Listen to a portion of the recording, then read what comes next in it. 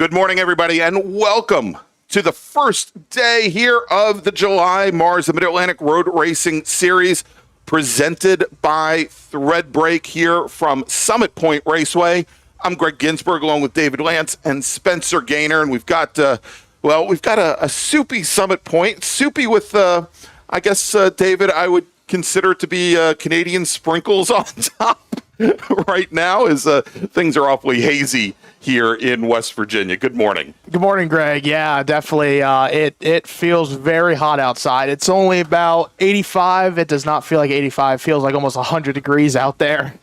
Yeah, it is. It is awfully soupy here. So let's take a quick look here, David, to show everybody that this Summit Point Raceway course, 2 miles, 10 turns, a little bit of everything for everyone here. We've got straightaways, we've got elevation, we've got tight corners, we've got sweepers. Always a challenge for our racers. Oh, absolutely. It's a driver's track. You know, we obviously got the heavy braking zone down. Turn number 1, big passing opportunity. Turn number 3, the fast left-hander where it's high commitment. And then the chute, obviously, the fastest corner at turn number 4 down to the slowest corner at turn number 5. And then that whole back section through the carousel S is up to turn number 9 and through turn number 10. All right. So as we're getting ready for our very first race of the day, our open wheel and prototype racers, we're going to see beautiful MGA pace car heading onto the track now with our open wheel and prototypes. We do have our a great partner here joining us this weekend. It's the Sports 2000 North American Series. We'll talk a little bit about them here in just a moment. But David, why don't you go run down this morning's starting order for our very first race of the weekend? Yeah, 10 cars on the entry list. Starting on pole in the S2 category, it's number 76 of Brent Gernert from Phoenixville, Pennsylvania, and a Lola 9090. Starting at second in the VS2 category, it's number 77 of Brian Gernert from Haymarket, Virginia, and a Swift DB2. Starting at third in the Formula F, it's number 22, Mark Walthew from Henrico, Virginia, in a Ray GR17. Starting at fourth in the HS2, and number 85 is Angelo Savoia from Maple, Ontario, Canada, making the drive down from Canada in a Tiga SC80, starting in fifth. So he's the one who brought all the haze with him. Yeah, I'm not going to blame him entirely. I mean, that was on the kind of the west side of Canada, but not entirely. Yeah. Starting in fifth, it's number 52, Sean Fraley from Frederick, Maryland, in a Store 01D prototype chassis. Starting at sixth in VS2, number 23, Vincent Lamena from Ontario, New York, in a Taiga Link Speed SC80. Starting at seventh, it is the prototype with a 142 with Jason Fraley from Wellsville, Pennsylvania, in a West Race Cars WR1000. Starting in eighth in the SRFx category, it's number 31, Owen Kreminga from Millersville, Maryland, in an SCCA Enterprise SRF3. Starting in ninth, it's the Formula V 81 of Raymond Carmoody from Horseheads, New York, and a Mysterian M2 chassis. And starting in 10th in the FRV category, number 45, Stephen Hicks from Fountainville, Pennsylvania, and a Formula V BRD chassis. All 10 cars look to make the grid, so this will be a little bit exciting. And like I said, excited about the Sports 2000 racers. All right, so indeed, and yeah, nice and wonderful to have our Sports 2000 North American Series joining us here. We'll talk about them a little bit more in just a few moments here. Ray Carmody coming down. Who knew that Horseheads, New York was one of the Formula V capitals? But the number of our racers live up in that area, up near the Watkins Glen area, and Carmody representing the Glen region of the SCCA. And then Stephen Hicks, want to thank him for coming on out this weekend, representing the Philadelphia region, as he is going to be racing in what is known as the FVR class, and that is for Formula Vs with wider race tires as opposed to the much more narrow Hoosiers that our Formula V class typically runs, and they're at the back of the pack now as we've got the pace car on the pit lane, and we'll be bringing in we'll be bringing in a special guest here to talk with us here in just a few moments, but green flag is in the air and we are underway here at Summit Point Raceway. As we've got the Gernerts there right at the front of the field, we've got Brent, who's running in the Sports 2000 class. We've got Brian in the Vintage Sports 2000 class, now leading the way as they slot in first and second with Angelo Savoia. They're in the historic Sports 2000 class, slotting in right behind in that black and red number 85 Tiga, the SC80 now, as they make their way down through turn 3 and heading down towards the chute for the first time. Yeah, absolutely. Those Sports 2000 racers, they're probably going to be our fastest cars on the track in this group so far. The pole time was a 1:18.498 set by Brent Gernert, and the next kind of non-VS2 or Sports 2000 was the Formula 4 to Mark Walthy with a 1:22. So these Sports 2000s, though, they use basically a German Ford power plant engine that's a 2-liter, and most of these cars they're a little bit modified. Some cars are more the S2000. The S2 category is basically the fastest class for these guys. We've seen them at some other events here at Summit. These are kind of almost what used to be the main prototype category of the SCCA back in about the 90s and around that time of 90s, early 2000s. So as they start to come across the start-finish line for the first time, it's going to be a 1:23.48 set by Brett Gernert. And again, he's in that black prototype there. That is the S2 category car. Brian in that white number 77. That's kind of how you can tell the difference. Still sitting in third, though, is Angela Savoya from Canada in that number 85 in that red prototype you see. Just coming in out of number 2. All right, David. So as I alluded to, we've got a special guest joining us up here in the booth. And we'll see him on track a little bit later this afternoon. Driving the number 42 Spec Racer for Gen 3 this year out of Columbus, Ohio, we've got Elliot Lang. How you doing, Elliot? I'm doing good. How are you guys? Doing very well. So tell us a little about, I always find this hard to get things started here, but you're a rookie racing in SCCA now. Obviously, you've got a lot of racing history in karts. First off, why don't you tell us a little bit about how your first year of road racing in a true race car has been? Yeah, so to start off, I only did about 10 carring weekends total before going into this. Got a license here 2025 at the school, for the March school. Then first race, Mid-Ohio, the OVR Sprints, which we'll be coming back to next race as well. Right, always good to be back there. That's my home track. Qualified 11th, finished 5th in that 35 car grid. And that was good. Pretty darn good, yeah. And going into here, MARRS 1 got that surprise pole, wasn't expecting it. Second, I got off track and found out I was on pole. I started running around all the grid asking, how do you start on pole? I wasn't planning on this. I don't know what to do. It's a good problem to have, obviously. Oh, yeah, very happy I had that problem. Especially since, as you know, when you come here for the driver's school, our instructors, more for their entertainment than anything else, we have a mock race, a little 5-lap race to end the school up, and they will usually grid people up for their enjoyment with the faster racers towards the back. So it always becomes a challenge there. So that is very cool. So I thought you had a lot more karting experience. So only about 10 weekends in a kart? Really? Yeah, I only did it in 2024, 10 weekends at Newcastle Motorsports Park, driving for Adrenaline Fixed Karting. Driving the LO206 in a couple classes. Okay. That really helped actually compared to these cars because all of them are very much bump draft heavy, very pointy, very very nimble on their feet, like a go-kart. It's always good. That really helps a decent bit. All right, real quick, if you don't mind, Elliot, I'm going to check in here as we now have a number of laps complete, and it is Brett Gernert, your leader on track. Over Brian has opened up now already about 7 seconds or so here as we watch the second pack here, because Gernert's got Jason Fraley along with him. Mark Walthu, a good run. Actually, I think we were just watching, this was Angelo Savoya in that black and red number 85 Tigo with Mark Walthu, our sole Formula F racer in his Ray, and then Sean Fraley in the store right along with him as well. The third car, and then now Sean Fraley has gotten around Walthu and his Formula F. Yeah, Sean Fraley. We haven't seen him here before. The brother, though, the Jason Fraley, who we've seen now for over a year and a half. He's made a couple starts. First ever start, though, for Sean was at New Jersey a couple weeks ago during the Lightning Challenge. Unfortunately, we weren't out there for that one. Right. But already good start in a store chassis with, honestly, a very modified wing on that car. I don't think I've seen that big of a wing on a store. Usually the stores have a very low profile with the rear wing almost in line with the bodywork. Separated out to the rear a little bit, that with a much higher profile here. Probably won't be all that helpful on the long straightaway here, but certainly when it gets down to the carousel, it'll be a help. So how was going back to you, Elliot? How was qualifying this morning? And I mean, obviously it's pretty darn steamy already here today, but how was the track? How was the car?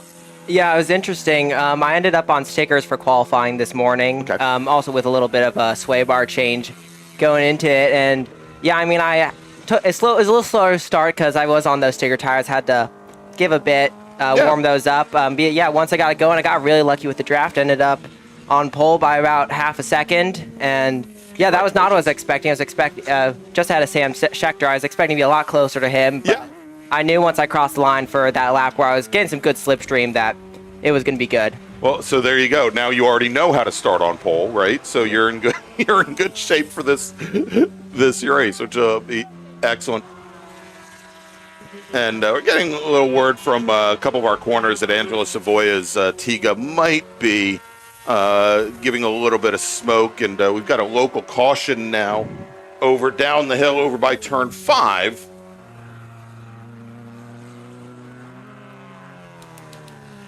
And it sounds like Sean Fraley in his store, maybe that big wing wasn't quite enough for him as he went into turn 5. The car has gone around. He is off the track currently, and we'll see if he can get that back underway. So, Elliot, I know you've had obviously a lot of virtual racing experience. I like to ask this question from Spec Racer 4 drivers because I know at least on the iRacing platform, that car has changed quite a bit over the years. About 3 years ago, with the help of a number of Spec Racer 4 drivers, they tried to really align it as close as possible to the current Spec Racer Ford 3 chassis. Real quick here, I am getting word from Race Control that we are going to a black flag situation. We're going to bring all of our racers onto the pit lane. And it sounds like, David, we hear that there might be like a brush fire or something. Is that what we heard down over by turn 5? Yeah, possibly. I'm sure with the grass being a little bit drier here since we have had some dry weather. I think a little bit of rain overnight, but yeah, I'm sure when he went down there and had a little bit of a brush fire. So we'll send some of the crews out there to go and check that and put that out and hopefully be back out here as soon as possible. Yeah, indeed. And so house rules here, as we find at a lot of racetracks now, they're not going to deploy the majority of the emergency services teams until they have the field under control, which either means behind a safety car or black flagging the field here. So they are now heading out on track. So Elliot, going back, and we'll obviously give you as much information as possible once we get more from Race Control. Going back to question I was trying to formulate is, how do you see, given that you haven't had a lot of time, a lot of seat time behind the wheel of a real-life Spec Racer 4 Gen 3, kind of compare and contrast what you've experienced, because you've had a lot of very good luck. For example, you did incredibly well at the SCCA virtual runoffs last fall in a Spec Racer 4. How do you see what's similar, what's different between the two? Yeah, so it's interesting. I started getting into the Spec Racer 4 on iRacing just before they made that big physics change 2 years ago, and just afterwards. I was actually working slightly with some of the people that iRacing was working directly with to help. I was talking with them, giving my feedback on it. Wonderful. But yeah, I mean, I find it incredibly helpful. I mean, look at it, like, for instance, in that practice session yesterday, I probably only got about 40 laps in. Right. Just Tuesday alone, I got 100 laps in of practice. And I mean, there's a couple tricks you can use. Like, you can either make the track really hot, and that will help close that gap up, because the car on iRacing has, I think it's about double the lateral grip. Okay. Horsepower and braking is the same, but lateral grip is very different. So you crank the track temperature up a whole bunch to initiate a little bit less traction, a little bit less grip. And another thing you can do, which is what I more often than not do, is don't worry too much about the track temp. Whatever time you're running in practice, add up almost exactly 2 seconds. Okay. That's what you're going to run in real life, and it's gone down, and it's, so far in all the races I've done, accurate to the 10th. Okay. Wow. I know a lot of people that will, you have the advantage, or most Spec Racer 4 drivers have the advantage that you're driving a similar chassis. I know, for example, a number of B-Spec racers will actually use the old Jetta TDI Cup car as a simulation for B-Spec, primarily so that they can actually do the front wheel drive dynamics, but also they've got certain equations that they use to try to equate what that car will do in lap times to what a B-Spec car would typically do at any racetrack. So that very interesting, the way you go ahead and do that. David, you have any questions for Elliot? Yeah. We've got some time here. Yeah. We're under black flag conditions here at the track. Absolutely. So I know you came up, so you did 10 weekends of karting. So your first ever race last year at Mid-Ohio, when basically for the OVR MARRS weekend. How is that going to Mid-Ohio for your first ever time in a real race car? Because that is not an easy track. That is a little bit of a daunting track. How'd you feel when you went out there? What was kind of the confidence with it? I mean, I live 45 minutes from Mid-Ohio in Columbus. I that was the third time to that track that year. I mean, I went 1 month for 6 months straight in 2025 for various weekends. So I knew what to expect, and all the simulator prep really helped. Actually, before Mid-Ohio, I was so stressed out. I did over 1,500 laps of simulator practice. Oh my gosh. In the week leading up to the race in a 7-day period. It was 6 hours a day, 4 hours on track, 2 hours data analysis. So that was a lot of work. But I mean, going into it, I mean, it felt really comfortable. I mean, I've already been a lot better at the cornering sections, and that's what Mid-Ohio is. It's 50% straight, 50% corners almost. Yeah. And so I was really comfortable there, and it was a fun weekend. I mean, of all tracks start off, it's a high elevation, very on the edge, just sort of old school racing track. Your hands are always moving, with the exception of maybe the back straight, and and to some extent when you come out of Thunder Valley, and it's one of those old school tracks built into the land using the elevation that you have there. One of the most challenging tracks in America, and certainly a reason why the Sports Car Club of America had its national championships there at the runoffs there for so many years.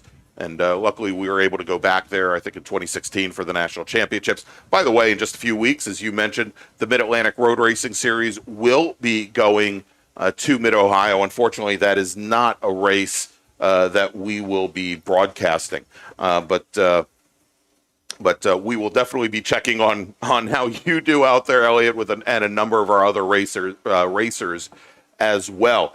Real quick here, before we get back into it, wanted to make a mention. We have a new sponsor joining the Washington, D.C. region of the SCCA, and they are our title sponsor for this weekend's activities. It is Threadbreak, and if you're looking for custom embroidered hats for your team, crew, or sponsors, Threadbreak is offering Washington, D.C. region members 15% off all custom hat orders placed by August 31st.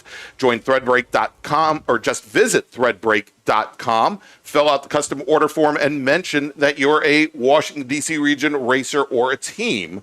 Again, you can get started today at Threadbreak.com. So, Elliot, besides your time on the track, it sounds like you've got a budding broadcasting career as well. Why don't you tell us a little bit of how you're going to take David's and my jobs here in the next couple weeks? Yeah.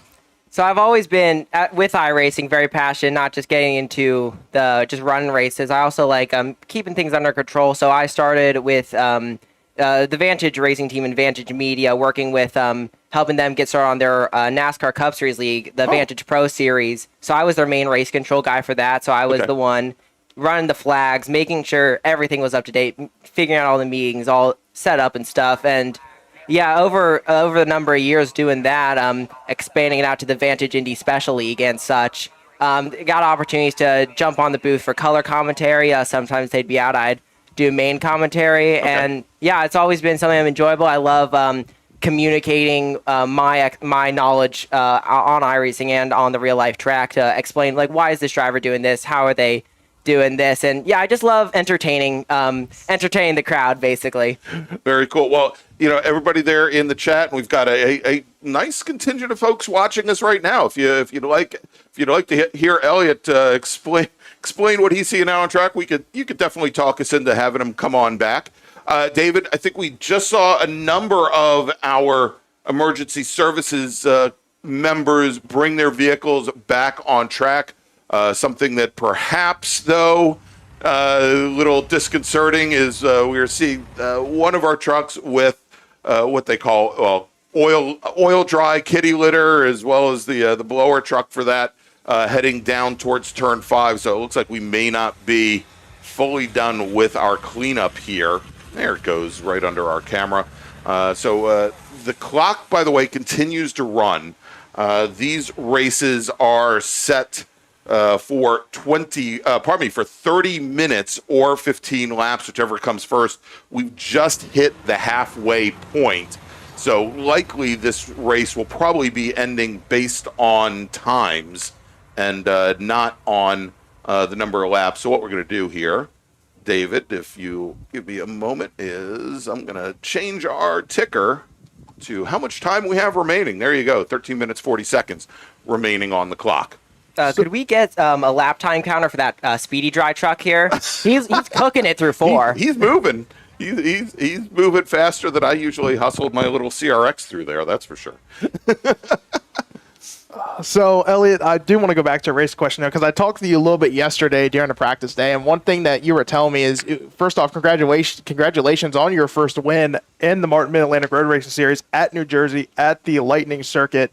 So, one thing that stood out when you said the Lightning Circuit, you know, it's not really available on a lot of sim racing platforms. You got a couple models maybe, but you said that track, running Mid-Ohio a lot, really helped you with how much the elevation changes there, how some of those corners work, where they almost work as kind of the same as Mid-Ohio does. Oh, yeah, absolutely. I mean, looking at a turn, I think it would be turn 5 at New Jersey Lightning Track, that right-hander goes up, falls away from you. That's almost exactly like the S is at Mid-Ohio, or even that second-last corner or even the exit of Thunder Valley, I mean, where you just go up, fall away, slides you out. I mean, that's a good thing to have experience with, and that was one of my main overtaking opportunities because so many drivers would just be a little hesitant through there, and I had that experience on Mid-Ohio of like, hey, you can go side by side here and make it work. You can take a little bit of a risk, and if you know what's coming up on the other side you can make it work. Yeah, I was going to say that, you know, there are some other similarities. I think of the keyhole at Mid-Ohio and at Lightning, at the light bulb area there, where it is, you know, well, the light bulb doesn't drop away from you like the keyhole does, but you still have that decreasing radius corner that you have to kind of manage at turn-in and maybe a late turn-in and manage what you're doing with the front of the car, but also the key is to carry a lot of speed when you come off that corner. Yeah, and interestingly, with that final corner at the Lightning Track, I actually used a lot more of my experience running NASCAR and iRacing with that, like the car of tomorrow, the NASCAR O'Reilly Series car on iRacing. With you kind of have to, it's such a banked corner and such a long corner that you have to set it up early and treat it like an oval where you have to get down to the bottom soon and just let the banking carry you through the corner. Throughout. Yep. Yeah, absolutely. I think a lot of parallels there with those two corners, and I think of some other corners. The outer loop at Watkins Glen, for example, very similar as well, although much shorter, obviously. There at the Glen.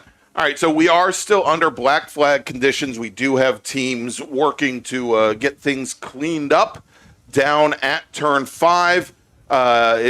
You see there's still the local caution, and it looks. I couldn't tell here that when we heard that there might be a grass fire down there, because the smoke looks no different than the haze that we've got in the air over at the whole racetrack. By the way, that is the predominant feature here out in Jefferson County, out in Summit Point, West Virginia this weekend. There is, quite a bit of haze. I think a lot of you have heard about it. The air quality not so hot this week. So that's a good question. I think it's a good question. When you're behind the wheel, knowing that, the air quality isn't necessarily as good, have you had any more challenges than you would normally have, with breath control, or as you get through a qualifying session and get out of the car, do things feel a little bit different for you because it's been a little bit more difficult to breathe things in? Yeah, it's interesting because breathing's already hard enough with the helmet and the balaclava and all that. The bigger thing I've noticed and me and Sham Schechter have been talking about this extensively this weekend, we've noticed that the extra carbon particles have been slowing down the horsepower a little bit. The cars are running 2 to 3 miles an hour slower than they have been in previous weekends here, So we're topping at about 122, no draft. Usually MARRS 1, for instance, is about 125, 126. Okay. So yeah, I think that's what the biggest change is that it's ever so slightly slower. That's hurting lap times a bit. Yeah. I think if we had that full horsepower, we might honestly be able to break into the 19s in qualifying. All right, looks like there you go, heading off track right now, and looks like the folks in race control have decided to display the red flag, which would stop the clock. So they've got the clock now stopped at 10 minutes. And thank you to Bob Crawford, who has just alerted me to something that will change here. Thank you, Bob. See if we can get that changed. Hey, there we go. Now it says July MARRS and not June MARRS. Yeah, we need to get a man on some feet on the ground there at turn 5. See what we're looking at with the smoke. Yeah, exactly.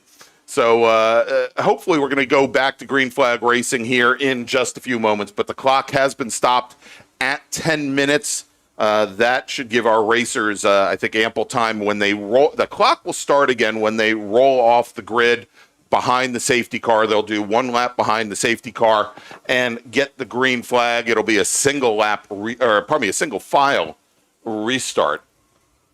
So, Elliot, I think final question I have at least. So it's still going to be racing. So with a young driver, you got that first win out of the way. You kind of the anticipation that is, gone. So how much of a confidence booster does that make for such a young racer? In about your 4th or 5th start, you get that first win. Now you come back Summit Point. You had the pole here in March. You had a good showing. You had the pole again. What is that going to do for your confidence? It's like, hey, I know what I need to do. I know, what to do now and from March compared to, some of the mistakes I possibly made and some of that. Yeah, I mean, it's interesting because I've had at least a class pole in every race so far this season, and Jersey was the only time it actually ended up working out. I was able to close it out. So I wouldn't say it's too much of a confidence booster, though the momentum I carried in from Jersey is definitely helping me out along. Hey, I'm not just a Saturday person only. I can actually get it done on race day when it comes time to close things out with the race. So yeah, that was really helpful to build that momentum, build that confidence. It's not like for this, it's not like I have strong competition, obviously. So I'm not going into it being like, oh, I'm gonna win and all that. But it definitely helps knowing that, hey, I can compete. So it looks like we're still, though, got a little bit of time. Still cleaning up, I think, the rest of 5. And we just got the 3-minute warning down on the grid as the tow truck is going to take away the Sean Fraley car here. So it looks like we should be good to go. I'll tell you what, one thing I saw right before that red flag, though, gentlemen, Jason Fraley, he got off to a little bit of a slow start. I know didn't have the qualifying session that he wanted. He had a 125. I think there might have been an issue with that car. And he was able to get it down to a 125 early on in the qualifying session. Actually, we had a couple of corner stations covering him with a white flag, what is for a slow-moving vehicle that he had been running in almost the 1:50 range, which... hate to say it, that's typically Formula V would be outpacing him at that point there. So, at least he's found a little bit more speed here in this session. But I'm interested to see how this restart goes, though, because basically the last green flag lap that he set the fastest lap at a 1:14.784. Brent Gernert, though, at a 1:17.613, almost 3 seconds faster. So he can get a good jump here, and he could probably, depending how the start goes and how good of a jump he gets, might be able to pass that 76 getting down to turn 1. Indeed. So tell me this, Elliot, when you made a decision to start running Spec Racer Forward, obviously you've been working with the surf shop here. What I don't mean to do an advertisement for your team, but what drew you to them? How did you hook up with them when you decided that this was the direction that you wanted to go? It's actually a really funny story behind that. So going into school, I was originally touted drive with Doggone Racing and that team and stuff. But then last minute, there was a conflicting Super Tour, so they decided to pull out that one. We were like week before school. We were like, okay, we have to go. Chris White at the surf shop was able to make room for us in that same chassis. I've been running that chassis every single race of my road my car career, basically. Which helps because we know that these spec cars, there are many different things about these chassis that they can feel very different once you get behind the and wheel. I immediately like that chassis. For instance, in school, I was running mid-21s in the school session. This was early March, like it was like 30 degrees out, and I was like, okay, I can enjoy this a little bit. Okay. Yeah, but I mean, it's actually really fun. I found this out. I was thinking about this recently. So the way I got into the Spec Racer Ford, on iRacing, the first race I did in it was at the Daytona Road Course. Okay. And I was racing this kid. It was him, me a 10th behind him, and third through on back was 38 seconds back from us at the line. Okay. And after that race, I got to talking to that kid. That kid's name is Morgan Burkhardt. Yep. Okay. And this was his first year in TCR. Now he's obviously in GT4. Right. But yeah, he was. But I was like, okay, I can run with him, and I had a lot of fun running with him. I was like, if he's doing this in real life, and he's doing it very well in real life, and I was in my first start in probably a year in that car. Yeah. If I'm able to make it work, maybe with some more effort on track, I can get up to that level. And so at that point, I was like, you know what? I had the choice between the Spec Miata, Spec Racer Ford. I was like, one, Spec Miatas, they really like hitting each other a lot. And we watched 2 videos. One of them, all the Miatas were missing their bumpers. I was like, I really like keeping my bumper. There you go. It's a self-preservation and when you're renting a car, very important. Oh yeah, absolutely. Keeps the family and keeps your wallet in good shape. All right, pace car now heading to the pit lane, turning things back over to Brent Gnert. We've got on the clock, you can see here about 7.5 minutes. That's going to turn out to be, about 4 laps, give or take? About so.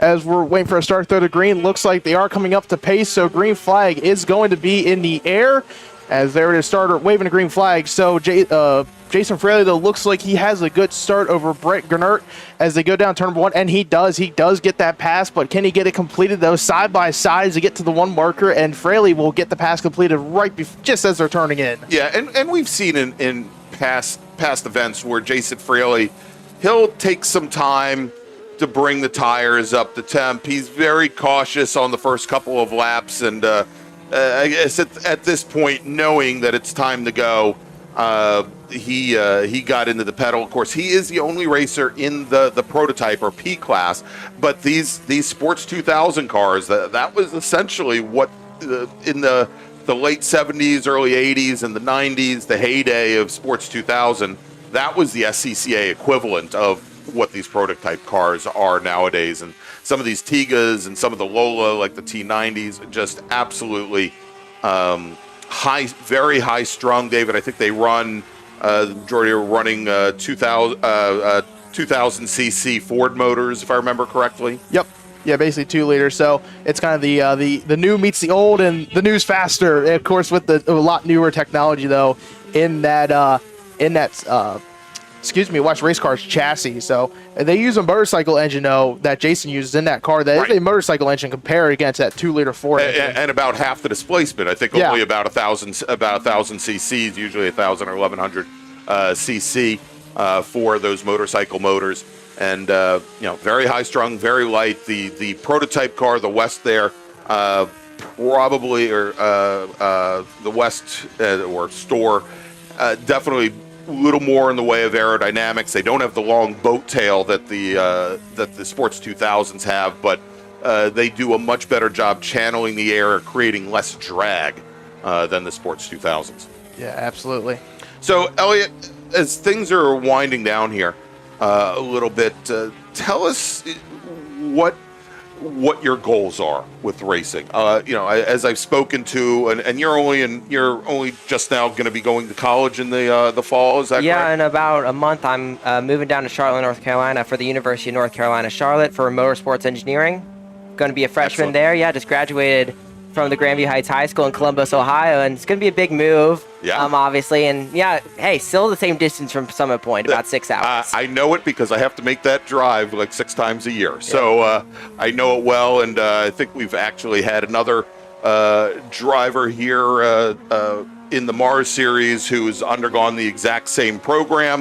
Murphy Nichols. Murphy Nichols, Yep. exactly. And Good friends with him. I talk with him often. Excellent, and because he's now gotten He was looking to build roller coasters for a while, but I think Still he landed himself though with a team down in Charlotte, Trackhouse. with Trackhouse, exactly. So and that program, the motorsports engineering program at UNCC is one of the best in the nation. So first off, congratulations. Thank you. Obviously, that's going to be your priority, but where do you see your race program going in the next couple of years? So it's still going to be ramping up. Next year, we're looking at switching to primarily Super Tour races. I'm going to go for the runoffs.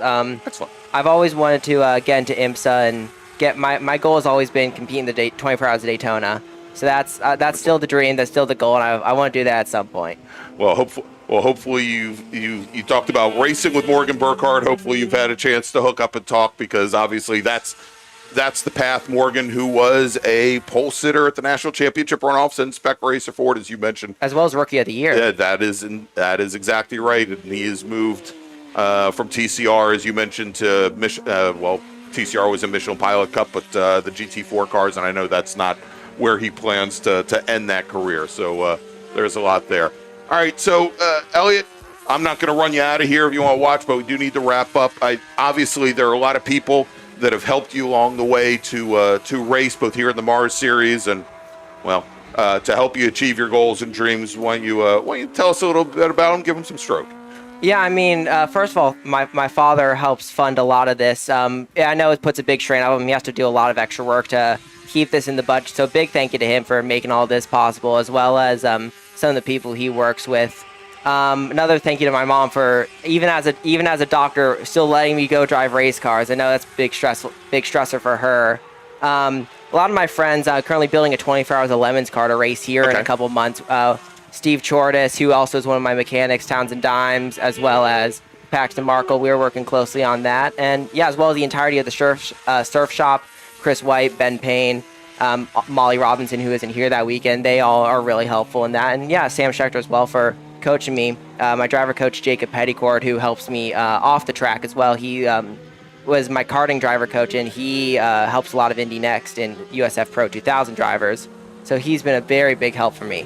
Very, very cool. All right, everybody, that is Elliot Lang, driver of the number 42 Spec Racer Ford Gen 3. Hopefully, Elliot will maybe have you up a little bit later this weekend if time allows, and good luck on track this afternoon. Yeah, thank you very much. Thanks, Elliot. All right, real quick, we've got about 5 minutes remaining in this race. Let's make a call to the grid for our next group. Attention in the paddock, race group number 2, Spec Miata. Please head to the grid. Your race starting in just a few moments. Spec Miata, race group number 2. Please head to the grid. Your race is next.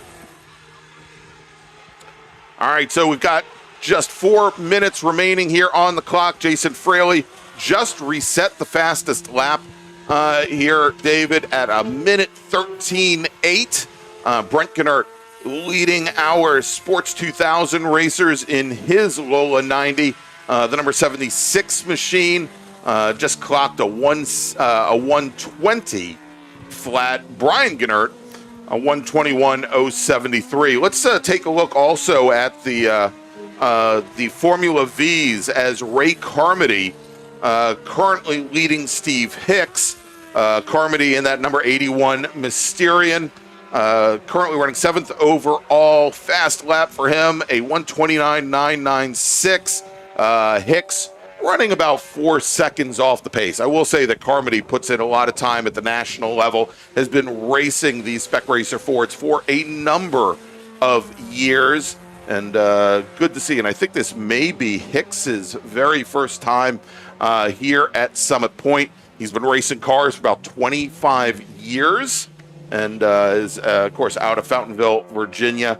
And he says he's been doing open wheel and modified divisions on dirt and asphalt for over 20 years. So whereas Elliot found a very good alignment there between at least the virtual NASCAR machines and what he's found at some of the racetracks here on the East Coast that he's racing his Spec Racer Ford. I don't know how much driving a Formula V, regardless of the tires that it's shod with, aligns with the dirt track racing that Steve has been doing. Yeah, especially with that modified division he's been racing in. That's I think really the only kind of correlation there is that they're both open wheel cars.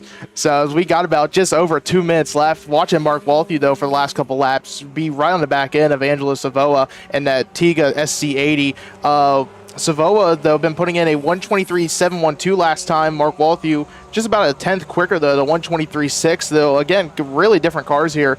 Both using, though, I think basically a Ford power plant, depending what kind of engine Walthew has in that car, either if it's the Ford or the Honda, but usually about both 2-liter engines, though. Right. Yeah, and I'm trying to remember if we talked to him about this previously. In that Ray, I believe I'm fairly certain though that it is probably a Ford Kent motor in there because he was the 2025 Club Ford champion, and I don't know if it was actually in this chassis, but because he used to run a Zinc Z10 in Club Ford, so it's not actually this car that he was racing previously, but he's out of the Old Dominion region and. Good to see him. He good friend of the region, Eric Cruz, got him into back into the sport here a number of years ago in Club Ford in that Zinc C10. I think it was actually Eric Cruz's machine.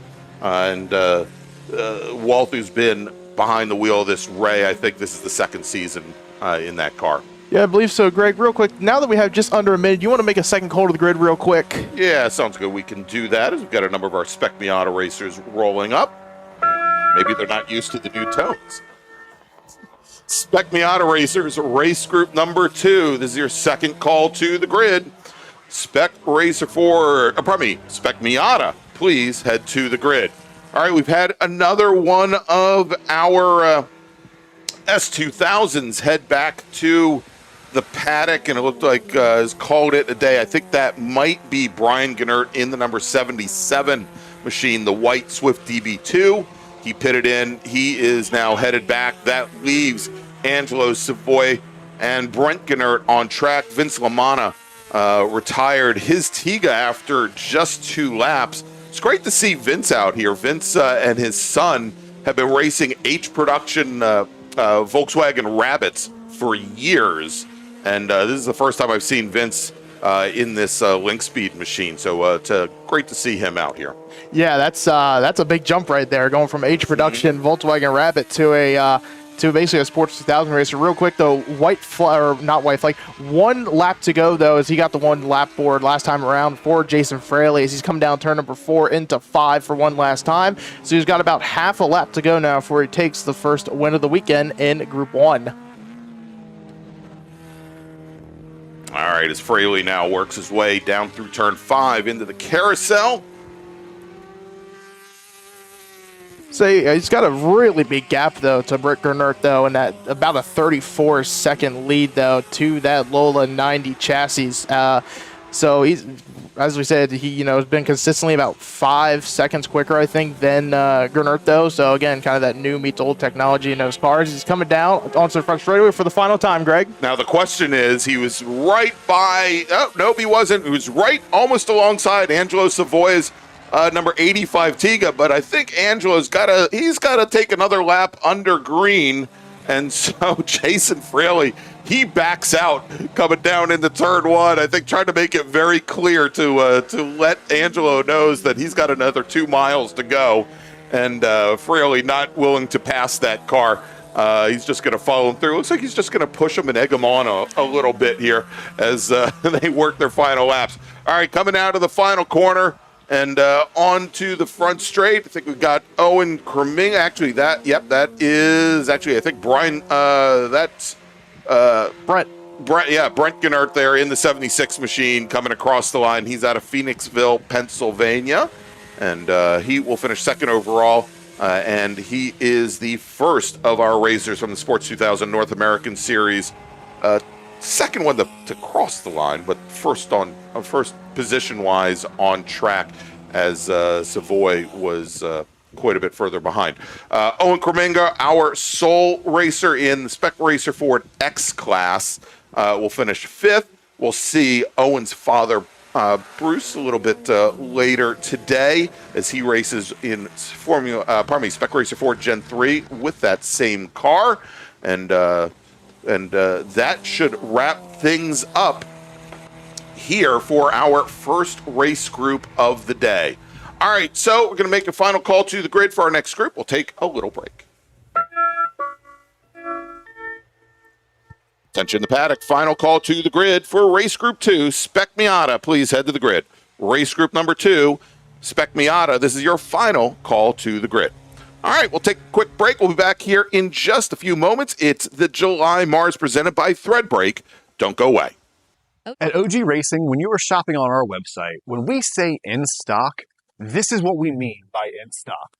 Seats and seat bases, brakes, harnesses and restraints, shoes, suits, and steering, helmets, gloves, and undergarments, fire suppression, and so much more. Shipping directly to you from our conveniently located Sterling, Virginia warehouse with thousands of in-stock items.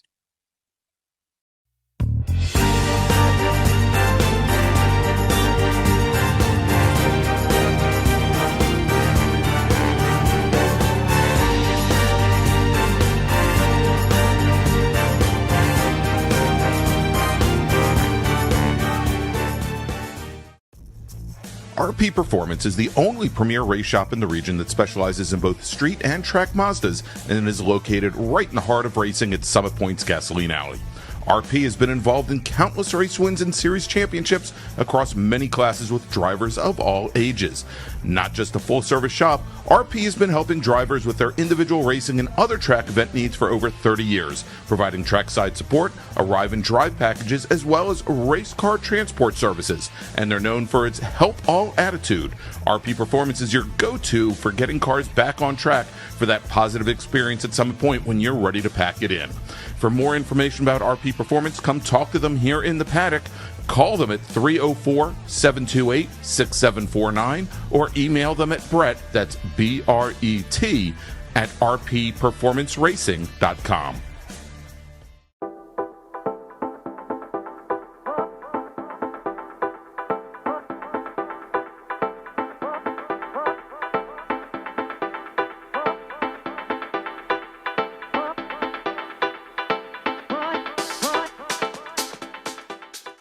Looking to level up your motorsport game?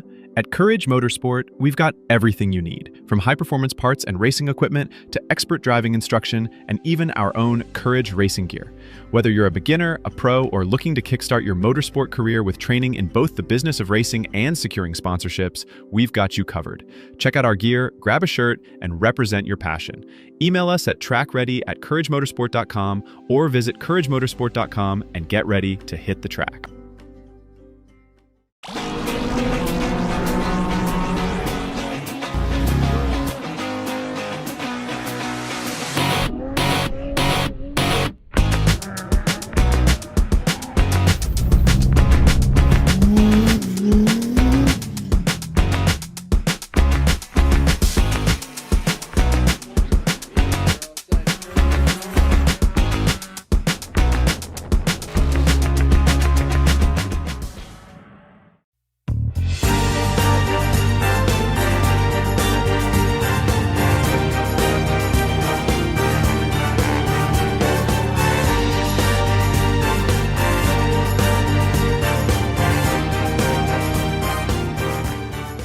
Since 1976, Radial Tire Company has been providing the Washington, D.C. area with quality tires, expert knowledge, and the finest service. They have earned a reputation as a premier specialist in hard-to-find performance tire and wheel applications and stock tires from all the top manufacturers for whatever you drive. From performance and race cars to SUVs and trucks to your daily drivers, Radial's mission is to assist you in getting the most out of your tires and car. To get a competitive quote on your next set of tires, now with free shipping, or to schedule online, visit RadialTireCompany.com or call them in Silver Spring at area code 301-585-2740. That's 301-585-2740.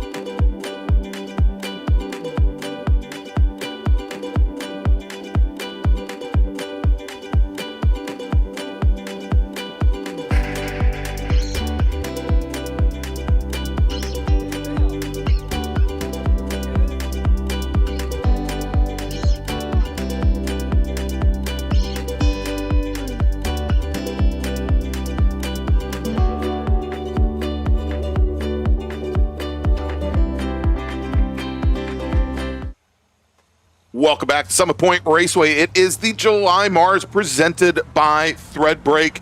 I'm Greg Ginsburg along with David Lance and Spencer Gaynor. And next up, our last race before we take a break for lunch, but this is a very important one. This is going to be good. It's Spec Miata. So let's run down the starting order. We had 20 drivers set qualifying times earlier today. Starting on the pole today, this may be his very first pole here in the Mid-Atlantic Road Racing Series, driving the number 21. Say third on the season.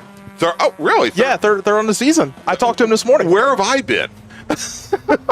Just want to get that out there real quick. All right, so not the first pole of the season. There you go.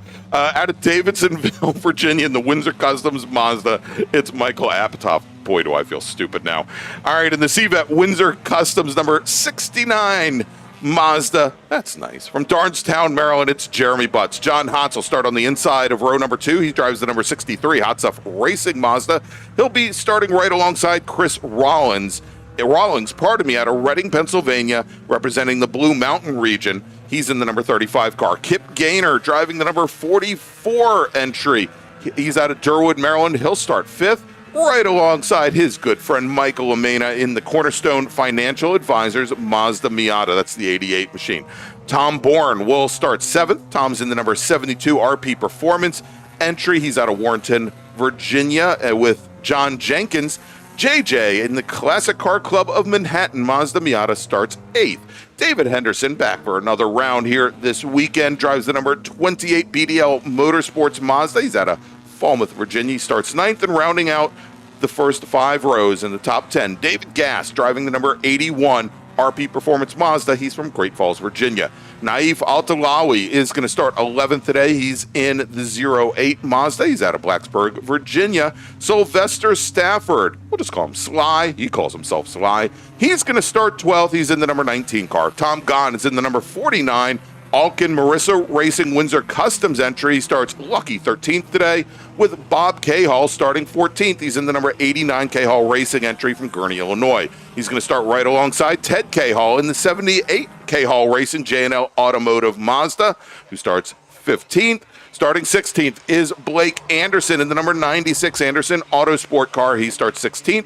Starting 17th is Jed Erdahl in the 22 car. Matt Crane in the 112, the True Crane Motorsports machine, starts 18th. And then we got Michael Cohen and Lage Powers as they come down the front straight, and green flag is in the air, and we're racing here at Summit Point. As our front row, Michael Apatow, his third pole of the season, David. He's going to lead the field down towards turn 1. He's maintaining that inside line, starting on the outside there. Right behind, there you have it. There is Jeremy Butts. Great move from the number 69 machine in the Coke liveried car as he gets ahead of John Hotz as they make the run out of turn 2. Very defensive here on the opening lap until he pulls over Apatow as he holds off, and looks like, look at that, I think John Hotz just lost another position to Chris Rawlings, David, as they come out of turn 3. Yeah, John Hotz didn't get a good, actually only dropped 1 position, but though, talked to him a little bit yesterday. He's just said, look, for a lot of these races I'm in, it's all about basically you want to go for the long run. He's like, I'm not a great starter, I'll lose a couple spots, but hopefully gain them back up in the SM race and the SSM race, as we're going to have a yellow flag here waving yellow at turn number 5, so possibly someone going off track there. But Michael Apatow, though, he had John Hotz right up behind him, pushing him at the start, and when Hotz got down turn 1, kind of released Apatow, and he was on his own, so he was kind of able to pick his lane there going to turn number 3. All right, so there we go. It sounds like that the local caution has been withdrawn, and car has continued as we have a late starter here today, and I think that might be, we'll check, I think that might be Lage Powers in the number 50 machine. It was Tom Gann in number 49. All right, Tom Gann there in the 49 in the black and blue Alkin machine, getting a late start here as the rest of the field now crosses the start-finish line to complete lap number 1, and it is Apatow at the front, Butts, Rawlings, Hotz, Lamena, John Jenkins, your top 5. Yeah, it looks like John Hotz, though, going to make a move to the inside of Chris Rawlings as they got through turn number 1. We'll see if he gets the spot. He will not. So Chris Rawlings, though, will still sit in third there as they're going to go side by side. Rawlings, though, moves a little bit towards the middle. They're almost a little defensive, but then will slide back onto that outside lane in front of Hotz. That's, though, right now is basically your 1 and 2 in the points battle for the SM category. Hotz has 1,089 points and just about 81 points or 79 points behind Chris Rawlings with 1,008, as we're now going to have a debris flag, that red and yellow flag, along still with that waving yellow. So there's not going to be a passing opportunity going down to turn number 5. All right, and it sounds like we might have a few more cars that have gotten together as we're going to be, and we are going to a red flag condition here at Summit Point. And let me go, and I'm going to change that ticker back now to, well, for the time being, we are going to put it back to laps remaining. Let me go and do that. But we are getting word now, as you see, all of our racers coming to a complete stop. A red flag has been given. It sounds like a couple more cars got together coming down into turn 5. And we just saw one of our emergency services vehicles, here we go, they call it Rescue 1, coming down the hill to assess the situation. Now that we're under red flag conditions, the race control could deploy the rest of our emergency services teams. They have not done so yet. We'll get a little bit more information on that here in just a moment. But what this will also do, and it's a good thing, is our leaders are right at the entry to the pit lane. The red flag is always going to be followed up by a black flag. So these racers hopefully will then be able to head onto the pit lane. So, yeah, that read a couple of drivers that got the doors open. I'm going to be honest, it's starting to get a little hot up in here in the booth. I would not want to be sitting in a race car right now with just stalling and sitting there. I think I'd rather be under caution at this point with how hot it is outside, because you're kind of just cooking in there with the fire suits on. Some guys, some drivers having to run a cool shirt. So it's going to get very hot quick. So, all right. So, we'll hopefully get a little bit more of a word down from race control as to what's happening down over by the carousel. And again, we'll get some more information here in just a moment. As the clock now, so the clock, even though we're under red flag conditions here, I should mention, David, that it does not mean that the clock automatically stops. So the clock is still going. Of course, we're on just the first lap when this incident happened, working lap 2 right now. And so, again, we do have a few drivers down towards that section of the track. And I'm just checking now as we get our timing and scoring updated. I think this is interesting because I think 2 of the cars that may be down in turn 5 right now, and David, you were talking about getting a little hot under the collar. I think Bob Cahall and Ted Cahall, the 2 brothers, may be the 2 cars that are currently still down at turn 5. And we'll get information on that here, hopefully in just a few moments. Also, the 49 of Tom Gann is disabled on track as well. And we saw Tom running a little bit behind the rest of the field, and it sounds like he may have had some trouble getting that car ready and getting it off the grid. Yeah, we'll go down there and talk to Windsor Customs and Chris Windsor and them, see what happened. But yeah, not a great start for him. I know we'll see him later today in the small bore race in F production. He's on a good points battle in that category too. That we'll talk about a little later today. But yeah, again, you talk about the K-Halls. That's going to be a fun area to be in this today. I don't know if they were in if they got together or they were in the separate instance, because, again, the first time through, 2 cars kind of made some contact. And then when they came back down again on that second lap, 2 more cars made contact. So find out what happened there with those 4 cars. Again, we do know the 2 of them were probably Bob and Ted. We don't know the other 2, though. We'll try to get those when we get the opportunity. All right, so black flag now being displayed for our racers past where this incident is, past turn 5. And so, yes, drivers up at the front of the field like Apatow, Butts, Rawlings, etc., they have now come down the pit lane. Good positioning. They were right at the entry to the pit lane as it was. And we think that the majority of the race cars were already past that incident. It looks like we should have almost everybody on the pit lane as our emergency services. While we're talking here, we're trying to listen in to race control and try to get a handle on what the situation may be down at turn 5 as the clock does continue to run. About 7:25 elapsed on the clock, still about 22 minutes. So lots of time for racing here. Yeah, we still got 14 laps to go, so they were lapping about 1:30. So hopefully again, a lot of good racing here. Respect Miata. Just, unfortunately, we haven't seen them on track a lot. June, I think we saw them for a combined, 20 minutes total between each races and the reality of that.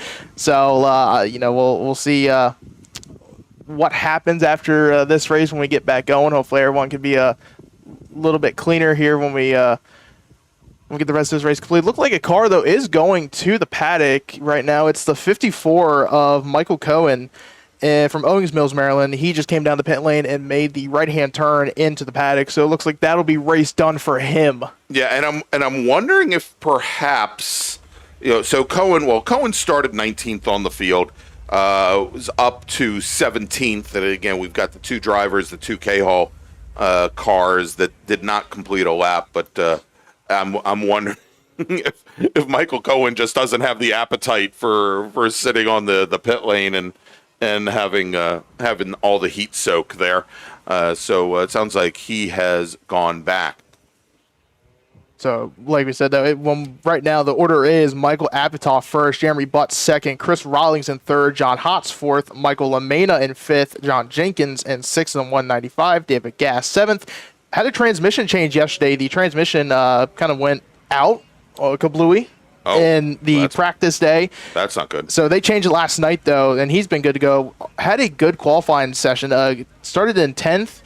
Up to 7th and as the order sits now, Kip Gaynor sits in 8th, Naif Altalali sits in 9th right now, and at 08, Sly Stafford sits in 10th. But Michael Apatow, when I talked to him, we talked about he's having that third pole this season, not the first, the third. Remember that, Greg, for tomorrow. Okay. But he's talked to me, though, when I chatted, and he said, look, I've had 3 poles. I can't convert them to wins. The man I got to beat, John Hotz. He said, if I can stay with John Hotz towards the end, then I think I'll be good. But right now, Hotz sits in 4th. So with this restart, though, I'm sure he's going to try to get a good jump, try to jump over Rawlings and Butts to then work up to the leader right now, Michael Apatow. So for those of you who have been watching, as we've got the camera fixed down at turn 5 and one of our emergency services teams there, you may have seen a driver get into that truck. That was, I believe, Bob K. Hall. Probably, standing around in 3-layer Nomex, probably rather be in the air conditioning right now. Much like we'd rather be in the air. Actually, we've got a new air conditioning unit here in the Bill Scott Memorial broadcast booth here at Summit Point Raceway. Want to thank Kathleen Lazarchuk and Lee Lazarchuk for resolving a major heat issue here in the announce booth very late last night, and great to have wonderful partners like the folks at Summit Point Raceway to work with here. So thanks to them. And, of course, thanks to our great new partner, Threadbreak. And if you're looking for custom embroidered hats for your team, crew, or sponsors, Threadbreak is offering the Washington, D.C. region and its members 15% off all custom hat orders as long as they're placed by August 31st. Just visit threadbreak.com, fill out the custom order form, and mention you're a Washington, D.C. racer or a team. And get started today at threadbreak.com. All right, as the clock, as best we can tell, continues to tick down. We haven't gotten any additional word here from turn 5, but if they've got the 2 different vehicles that they've got to load up, it's going to take a few moments here. As soon as we see them come into view at our next camera, we'll definitely make sure to bring that. Real quick, why don't we do this, David? Why don't we take a look, and there's not much here. I want to show what we've got coming up here on the schedule this weekend. This is going to be the last race before we take a break for lunch. We're going to take about an hour's break for lunch. When we come back this afternoon, we'll start off with the Sprint Bracket Road Racing Series. And, David, I heard something very interesting this week, that the Colorado region of the SCCA is going to be adopting the Sprint Bracket Road Racing Series, or bracket racing rule set, and I think their first event is going to be in October of this year. We might talk about that with Chris Graham, who we're going to have up in the booth a little bit later today to discuss that, and I'm sure Chuck Edmondson, the father of the Sprint Bracket Road Racing Series, I don't know if he had anything to do with that happening, but I'm sure he's going to be a very happy father, or he's already a very happy grandfather living out in Ohio, but I'm sure he's happy to hear that as well. And we'll have a number of MARRS races, these sprint races here for you this afternoon. Again, 15 laps, scheduled for 15 laps or 30 minutes, whichever comes first. Tomorrow, feature race day at Summit Point. And all of our races tomorrow, they are scheduled to be, all of our MARRS races scheduled to be 20 laps or 40 minutes. The Sprint Bracket Road Racing Series, they'll have 2 10-lap races tomorrow, as well, as we're currently under red flag conditions here at Summit Point. Yeah, well, looking down the paddock right now, Lage Powers, that was sitting in the 15th spot overall, made the right-hand turn back to the paddock, pulled over basically in front of where RP Performance is as he's running out of that stable this weekend, making his second ever start here in the MARRS Series in SM. Pulled over in front. Looks like they got the jack on the right side, so don't know if they're maybe changing a tire or something. Didn't see if he got out of the car or not, but right now looks like they're going to work on it. And Lage, all of 15 years old, I think maybe the youngest driver that we have this season in the Mid-Atlantic Road Racing Series, certainly the youngest in the Spec Miata field here this weekend. He is a rookie this year. He's had about 3 years of karting experience behind him. Finished 5th in CKNA's East Division Junior class last season. And, I guess this is a good thing. Of course, he will have to go to the back of the pack if that is the case. We always see in Formula One, if they red flag the cars, which is essentially the same as our black flag, that typically not allowed to work on the cars under black flag conditions, not allowed to work on the race cars here either. And so we saw there where Lage took that car. Good heads up racing to take it back behind the wall. Yeah, it looks like this might be a tire change, or I see them possibly beating on something here. It looks like on the right front, so could have been possibly a little bit of contact somewhere. But yeah, interesting to see if they get back out. It looks like they're still got about 3 or 4 people looking at it, and they are beating on something inside the wheel well there of that Miata. So hopefully they'll see him back out. I'm sure for Lage, it's kind of just get that track time, just get that experience. Exactly. So at this point, if you go back out there, just kind of use that as a test session. All right, looks like we have at least one of the 2 cars loaded up and headed back to the pit lane. And or do we have? Oh, no, just one of them. And I think David, we still have the second car down there, though. Yeah, that's the 89 of Bob K. Hall in that orange and white striped Miata. It looks like with a bit of front end damage. And here comes the other Miata. We'll see who that is when we get a closer look. That looks like the gray. That looks like that's probably the gray machine that is the 89, or no, it's the other red one. No, it's the 89. That is the 89. Yep. Yeah. So that was Bob K. I guess Ted K. Hall in the 78, because I know they had to change some cars at last time out, so still haven't. I think right.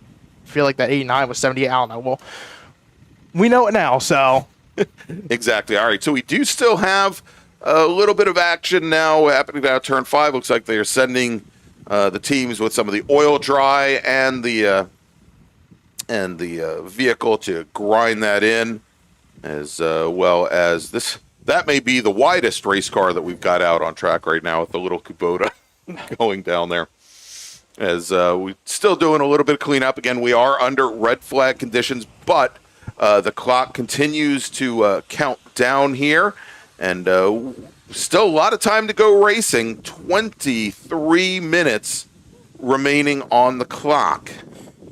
While we're at it, looking at this, just right now with how the kind of running order is with Jeremy Butts in second, looking at his season so far, he was off to a rough start here. Yes, he was. In the season, the 32nd place where he had electrical issues with that car, with that Spec Miata back at March, and then did not start the second race. The first race at VIR, which was, I think, another unfortunate, chaotic event, he had a 19th finish. And then on that Sunday, though, turned it around, top 10 with a 7th place, and then back here in June had a 2nd and 3rd place running. So Jeremy, though, really experienced. He's been double dipping all throughout the season with the STL SMX car that he has, where it is that NC Miata, basically almost an SMX prep. So, but right now running in second, just improving as season goes along, off to an awful start.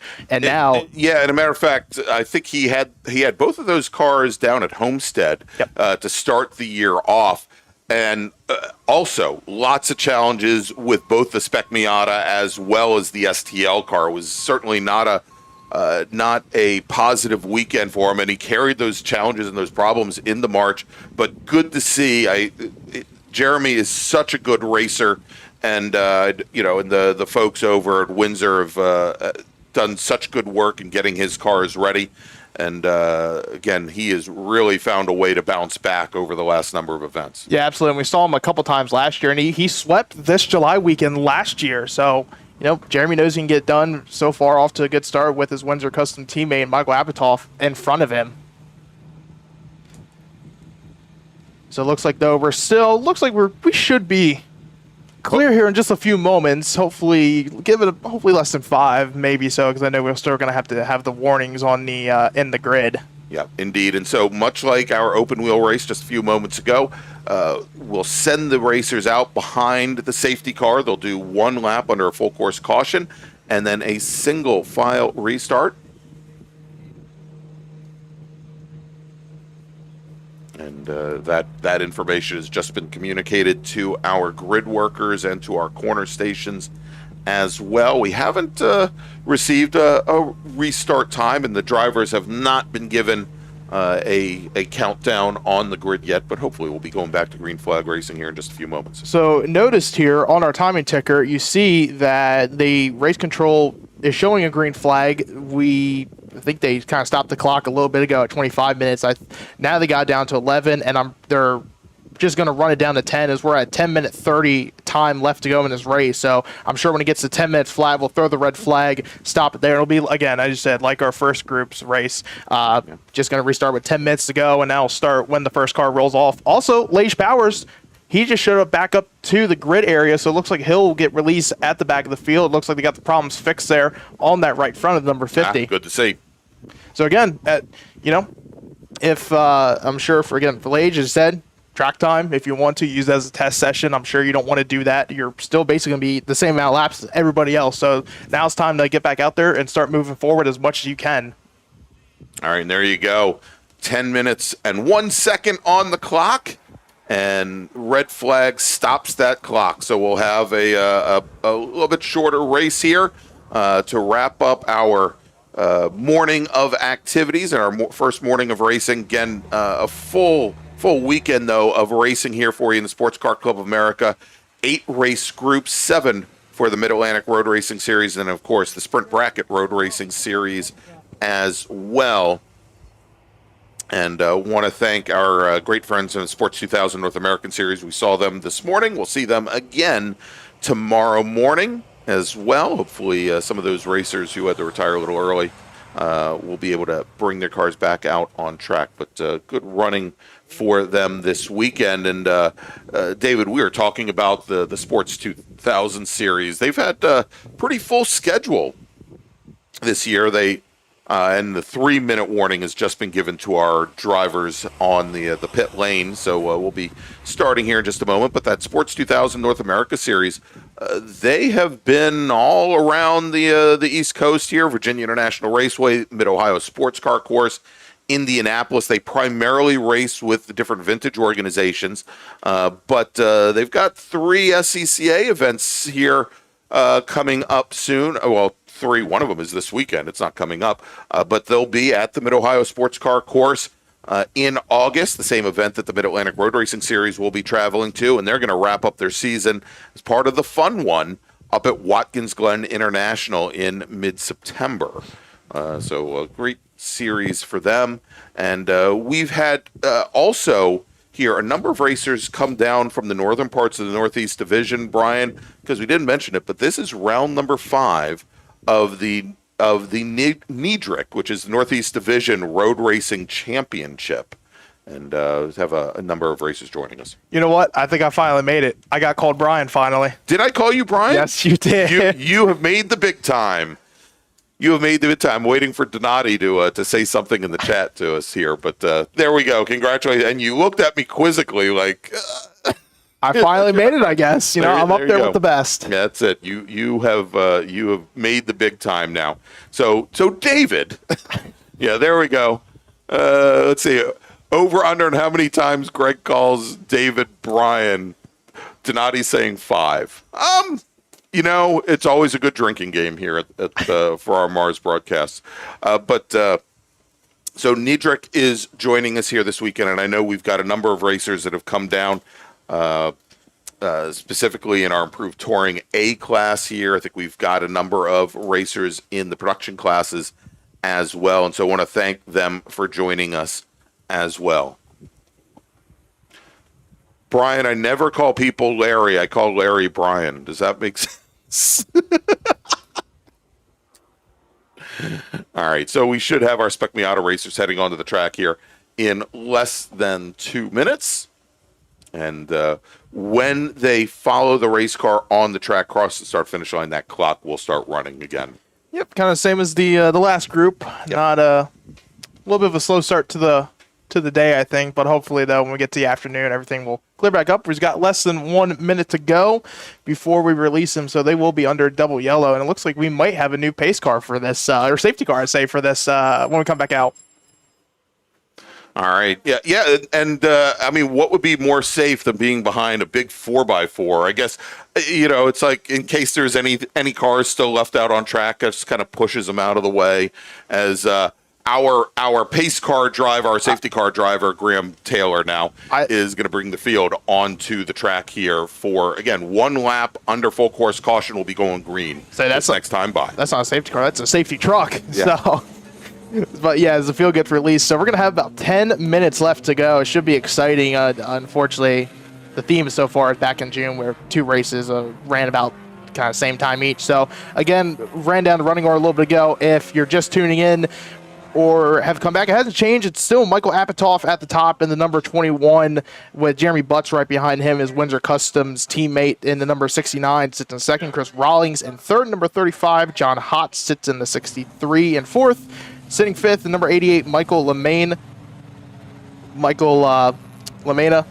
Sitting in sixth, John Jenkins in the 195. David Gast, who had the transmission change last night, sits in seventh. And Kip Gaynor sits eighth. Naif Altalui sits in ninth in the 08. And then Sly Stafford sits in 10th.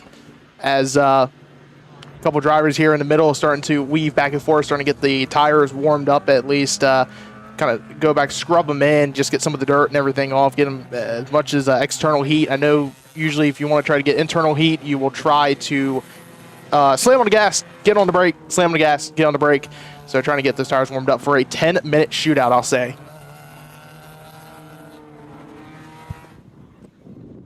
All right, well, let's see if the pickup truck goes and pushes anything large out of the carousel here. I think we've got everything cleaned up. So, again, the clock is... Actually, the clock's not running. Maybe we'll start the clock when they hit the start-finish line. We'll see what happens. Like I said, it's apparently now it's going to be 10 minutes no matter what. So, it's, there you go. You don't get about 2.5 minutes cut off on that. But, again, interesting to see what happens, though. See if... I'm sure Butts and Apatow will try to work together, see how Rawlings and Hotz will go together, because for this restart, everyone gets back together. You want to work together as much as you can. You don't want to try to pass as many people on the start, getting to turn one, so you lose that momentum. As look like Apatow now going to start scrubbing his tires very late in this lap. Yeah, for the amount of time that they were on the pit lane, there, David. I almost called you Brian again.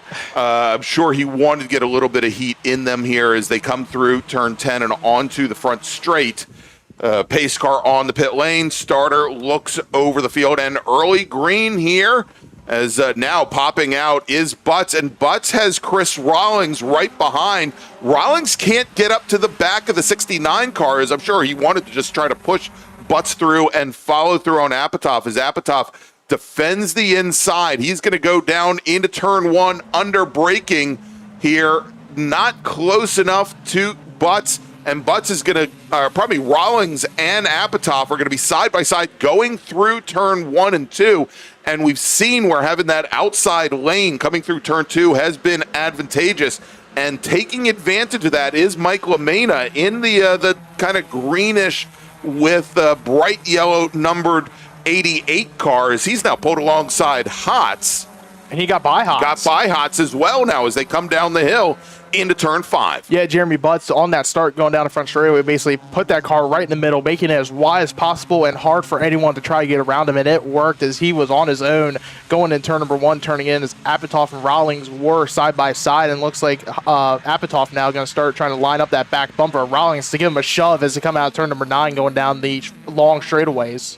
You know, and so, David, you know, we always talk about the strategy here in Spec Miata, and we'll definitely, I think, see it tomorrow for the 20-lap races and how, you know, you do want to work with somebody as we've got somebody a little bit off pace here coming up out of turn 8 and up the hill. We'll try and track and see if that car comes onto the pit lane or not. But, you know, you're typically working with somebody when you're at the front of the pack to kind of push clear of everybody else. It was a little interesting to see here as Butts probably saw with only 10 minutes that this might be his best chance to jump to the lead and not because there wasn't going to be really time to work with somebody and push forward. Now as they come in as Apatow pulls down the inside on Chris Rawlings into turn number 1. Again, the outside lane has been advantageous, and as they come out of turn 2, Rawlings, he's about a half a car length back, but he's going to have position going into turn 3 now. And as they come up the little rise and start to make the run, Apatow has not given up the position yet.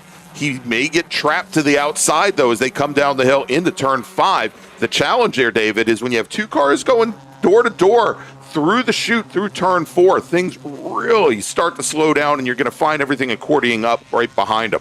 Yeah, it's just so tight there through turn number 4. You feel like it's a lot wider than it is, but in reality, it really isn't when you're going full speed. So it's going to, Jeremy Butts opens up the gap now to Michael Apatow by about 2 car lengths, and it's about from 2 car lengths, though, from Apatow to Rawlings is going to have LaMena and Hots up right behind him. So these 3, though, they should probably start working together, even though, as you said, there's 7 minutes left, but 3 cars against a solo here with Michael Apatow. You could try to get around him, freight train maybe, and then you work up to Butts. As Jeremy Butts, though, again, will lead the field coming out of turn number 10. So far, so good. As I said that, with working together, it looks like LaMena is going to pull to the inside of Chris Rawlings down the front stretch, and they might go 3 wide with Hots on the outside, and he doesn't. Hots will then pull to the inside with LaMena, but it's not enough for a shove. Exactly, he's not there. And LaMena got pinched so much going into turn 1, or actually coming out of turn 10, that he ended up having to put 2 wheels in the dirt there, as thank you, Chris Rawlings, pulled back over a little bit, drivers left, gave him a little bit more room as they're still fighting it out for position.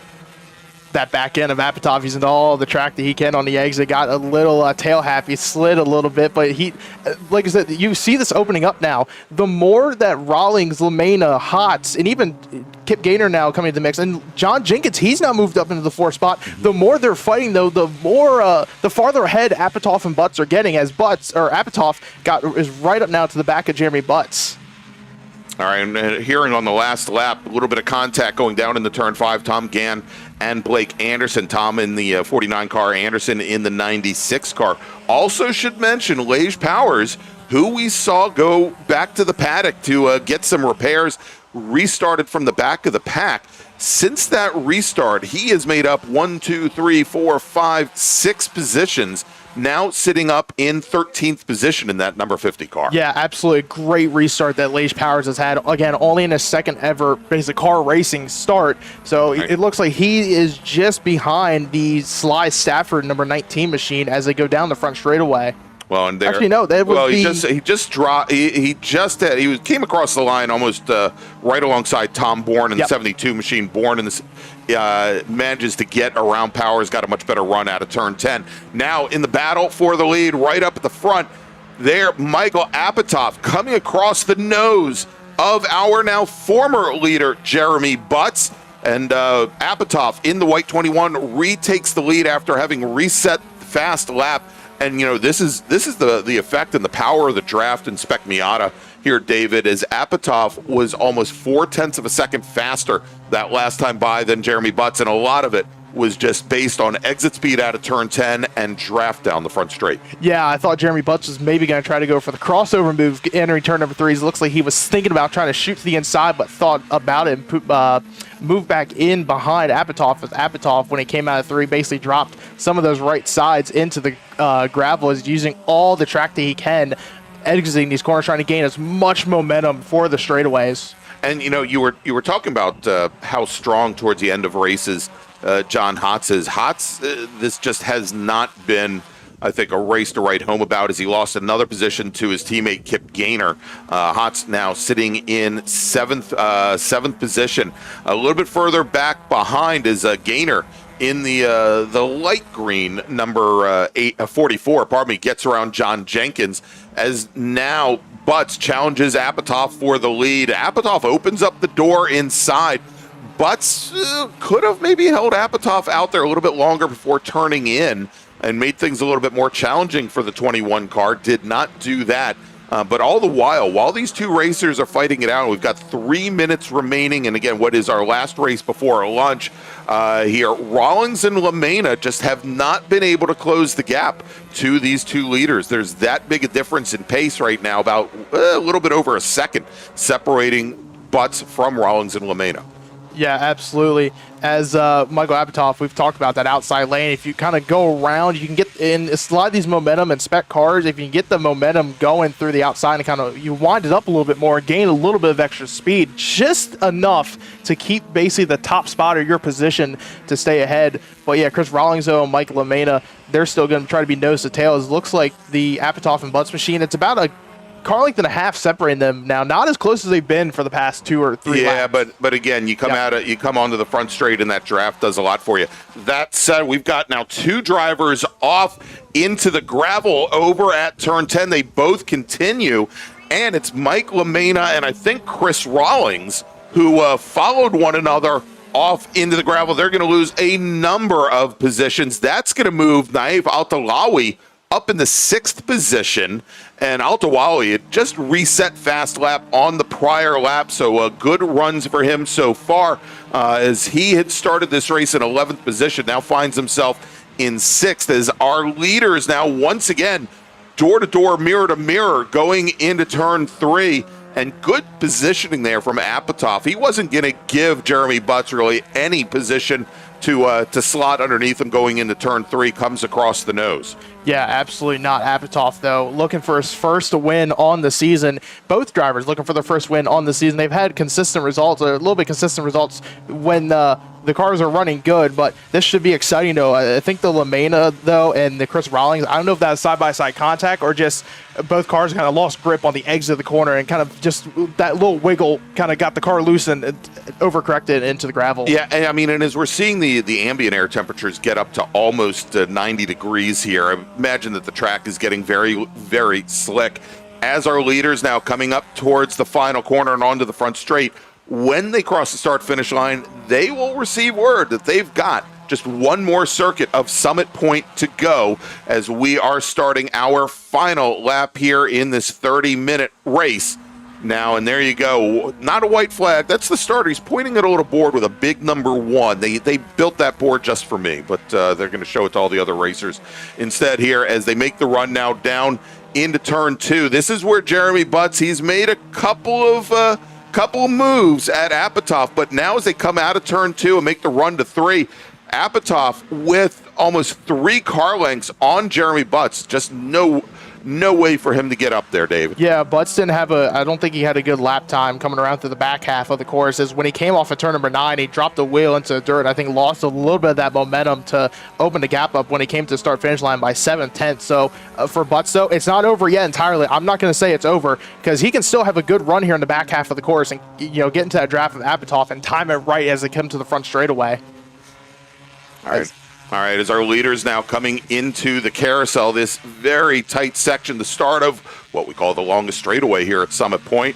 Has a little twist and a turn in the middle of it, but you're constantly, especially in a Spec Miata, you are constantly feeding in more throttle from the time you turn in at turn 6 to the time you get on the brakes going into turn 10, where our leader, Michael Apatow, is now under braking for the last time this morning. The last time today as they come onto the front straight, goes to protect the inside, and Jeremy Butts under the draft. He pulls up close, but not close enough to pull out, and certainly not to win, where Michael Apatow takes his first win of the season here at Summit Point in Spec Miata. Butts, he had a good run there on the last lap, reset the fast lap, and that being said, John Hotz, he moves up to 3rd. The last time we saw him, he was in 7th. Gets around Kip Gaynor, gets around John Jenkins with 1 lap to go. They will finish 4th and 5th. David Henderson will wrap up our race here in 6th position. He started 9th. Good run for him.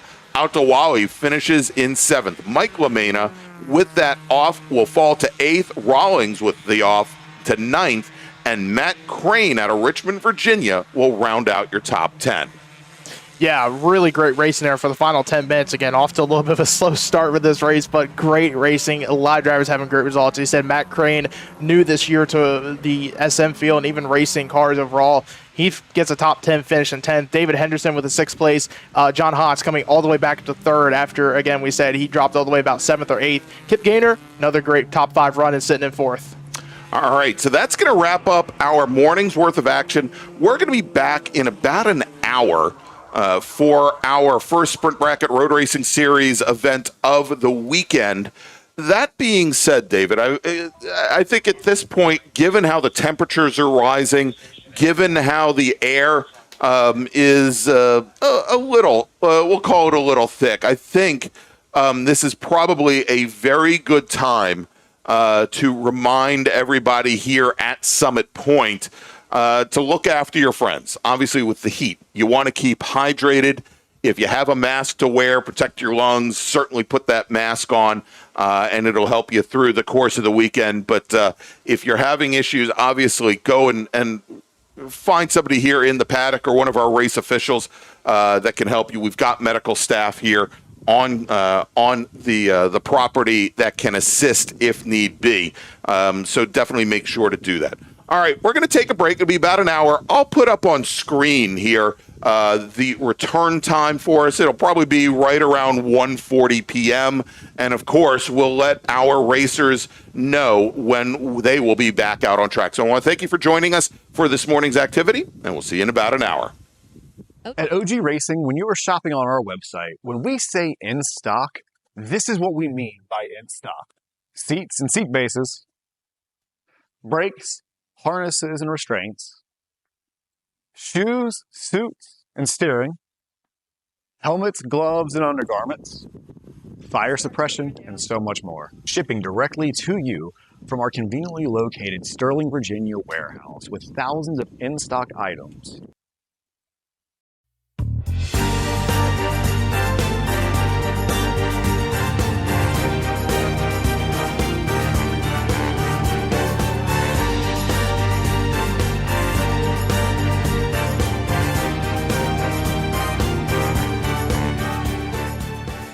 The Spring Hill Suites Winchester is an all-suite property that features spacious suites, an indoor heated pool, complimentary hot buffet-style breakfast, a 24-hour fitness center, and complimentary Wi-Fi. Whether you're traveling in a group or flying solo, you'll find it easy to get comfortable in our spacious suites. We're conveniently located just off of Interstate 81 at exit 317 in a shopping center with many shops and dining options. Discount rooms are available. To book your suite today, call 540-431-3330.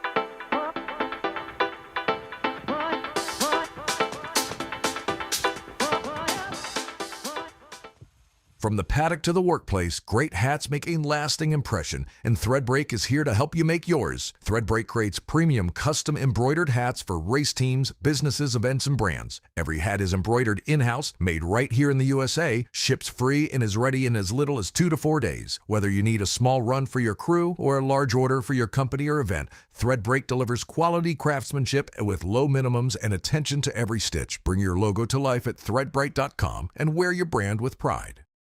Willing and Able Racing offers top-quality spec race car rentals with full setup and repair services, including trackside support for SCCA, NASA, VRG, and other organizations' road race time trials and track day events. Their spec racer Ford specialists and each of their Gen 3 machines sports a SATAV sequential transmission and a data acquisition system. Also offering spec Miata rentals, Willing and Able is currently taking reservations for the remainder of the Mid-Atlantic Road Racing Series season. For more information, email Willing and Able at rent@WNARacing.com, see them on Instagram at WNA Racing, or visit their website at WNARacing.com. Willing and Able would like to thank all the volunteers this weekend who've graciously donated their time so that we may race.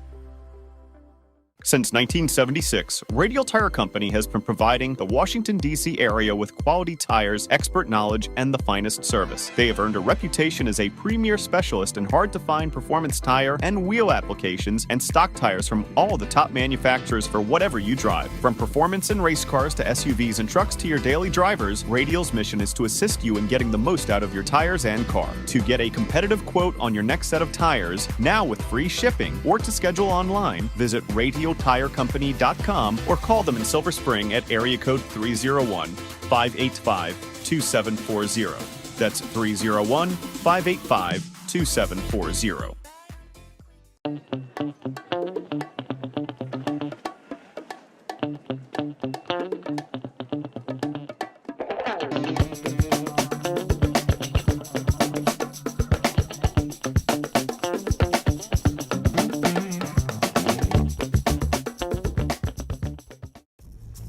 RP Performance is the only premier race shop in the region that specializes in both street and track Mazdas and is located right in the heart of racing at Summit Point's Gasoline Alley. RP has been involved in countless race wins and series championships across many classes with drivers of all ages. Not just a full-service shop, RP has been helping drivers with their individual racing and other track event needs for over 30 years, providing trackside support, arrive and drive packages, as well as race car transport services. And they're known for its help all attitude. RP Performance is your go-to for getting cars back on track for that positive experience at Summit Point when you're ready to pack it in. For more information about RP Performance, come talk to them here in the paddock. Call them at 304-728-6749 or email them at Brett, that's B-R-E-T, at rpperformanceracing.com. Looking to level up your motorsport game? At Courage Motorsport, we've got everything you need, from high-performance parts and racing equipment to expert driving instruction and even our own Courage racing gear. Whether you're a beginner, a pro, or looking to kickstart your motorsport career with training in both the business of racing and securing sponsorships, we've got you covered. Check out our gear, grab a shirt, and represent your passion. Email us at trackready@couragemotorsport.com or visit couragemotorsport.com and get ready to hit the track.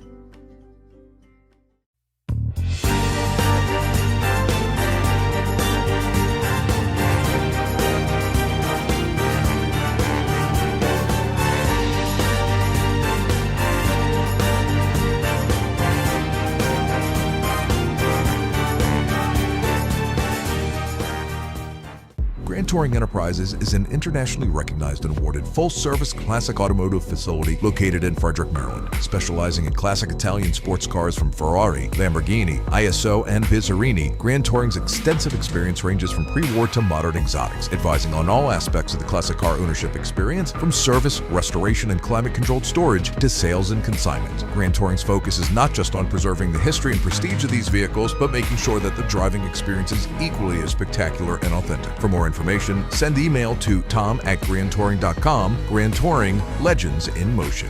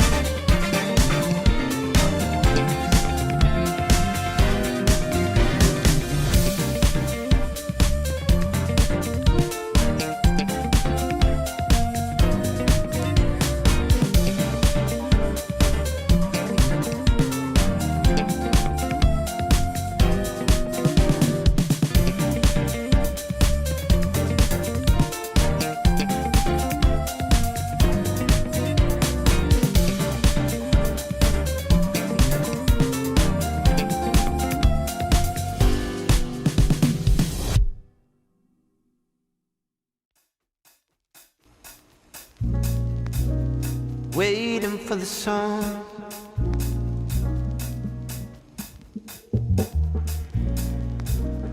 Waiting for the song.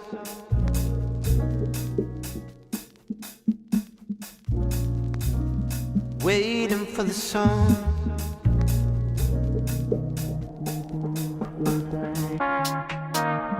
Waiting for the song.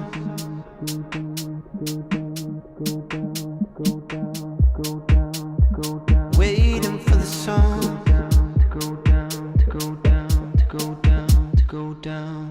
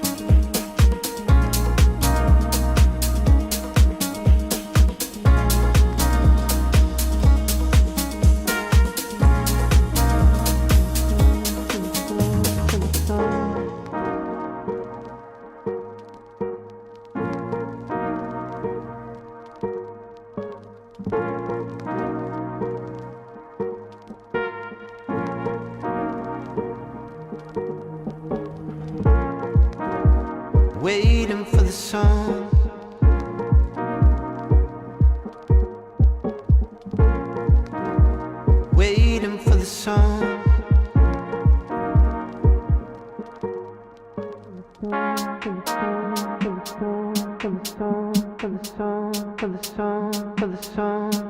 song.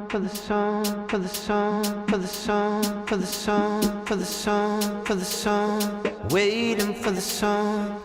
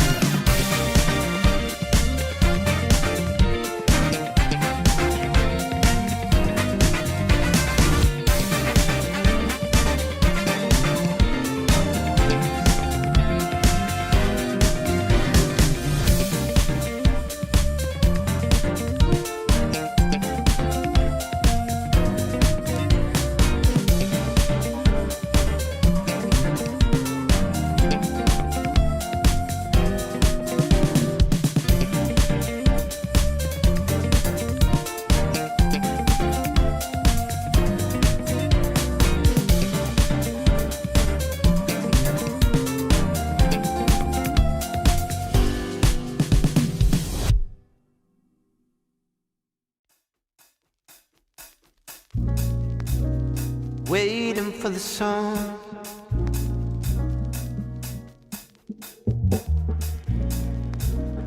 Waiting for the sun.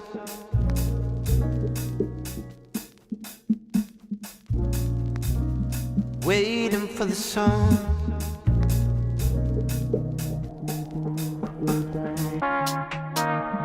Waiting for the sun.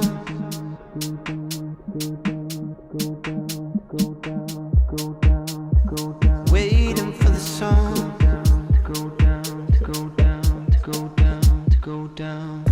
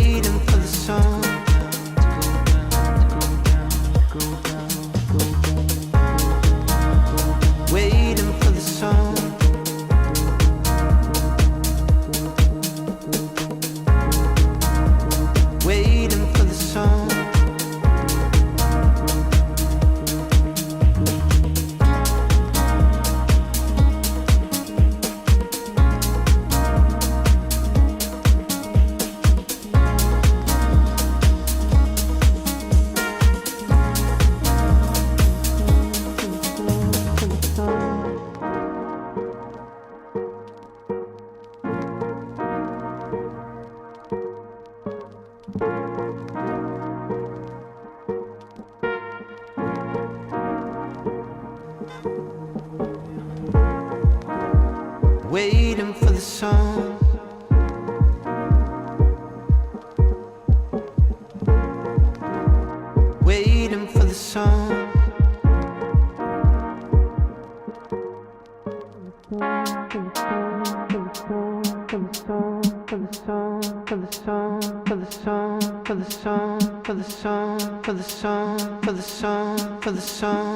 Waiting for the sun.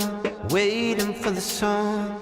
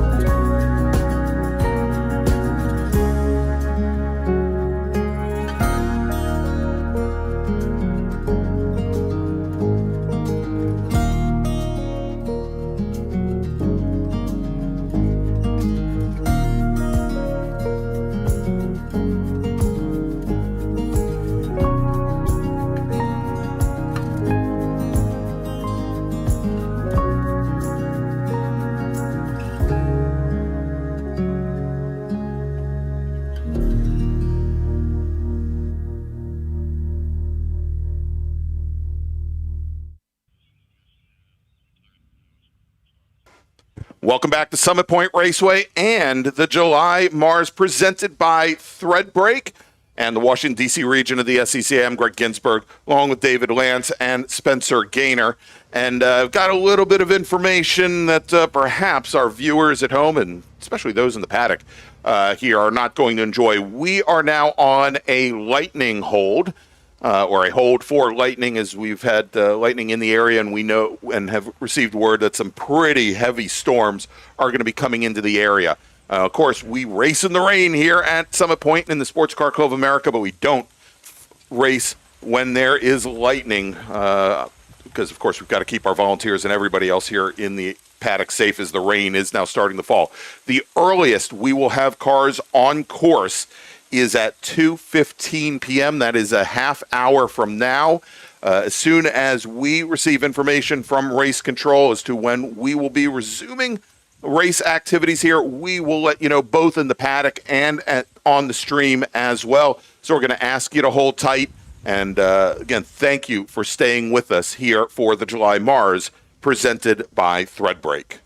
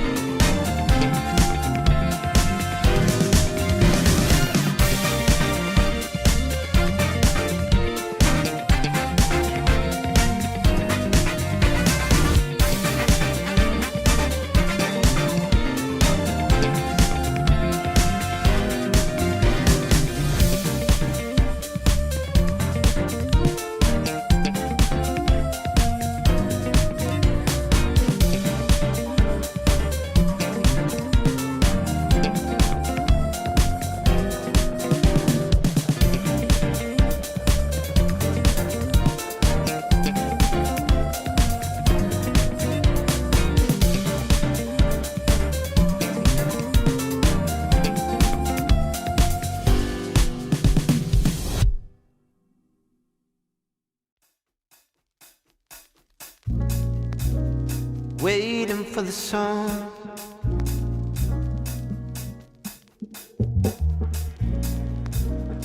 Waiting for the sun.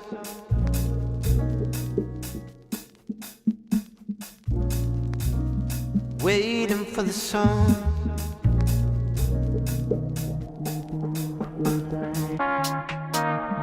Waiting for the sun.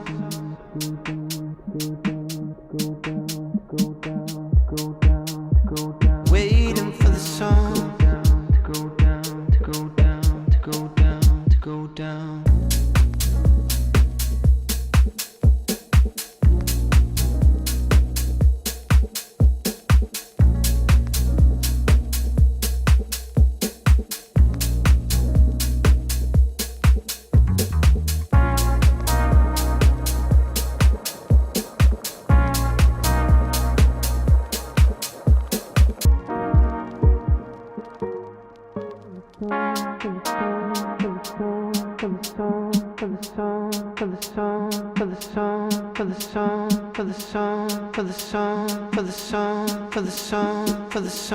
For the sun, waiting for the sun.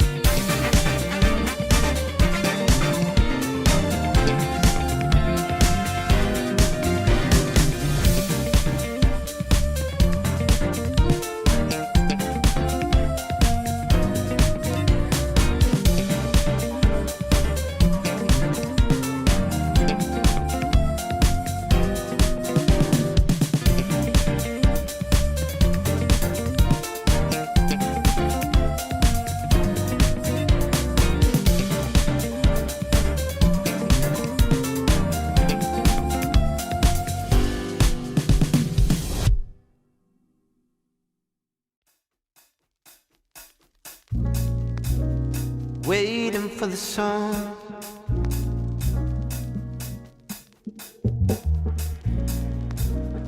Waiting for the sun.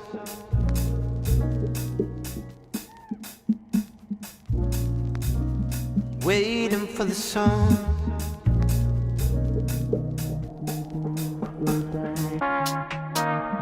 Waiting for the sun.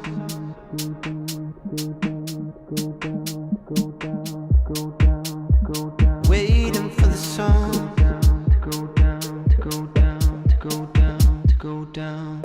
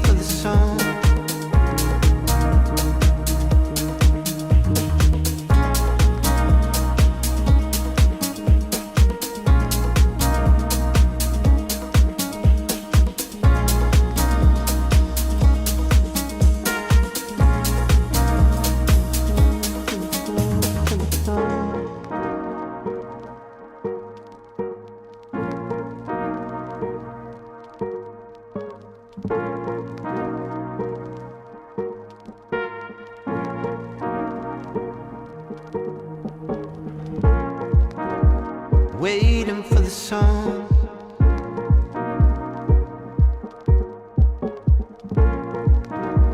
Waiting for the sun.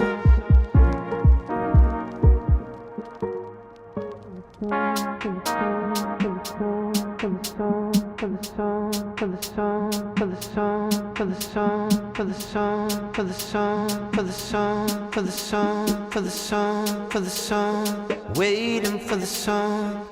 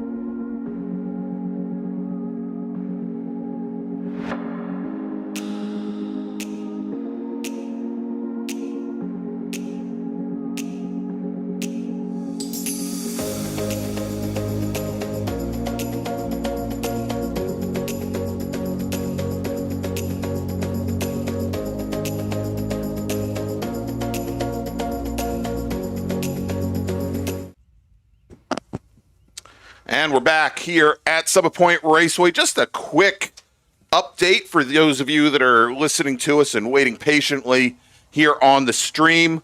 We are still under a delay for Lightning. The next update that we are going to have from Race Control is at 3:10 p.m. That's about 20 minutes from now. And then it would probably be a couple of minutes, probably about 10 minutes or so, before we could get racers onto the racetrack. So we are still under hold, and we know the races have been shortened to this point, down to 12 laps or 24 minutes. There's a good chance now with the extended delay that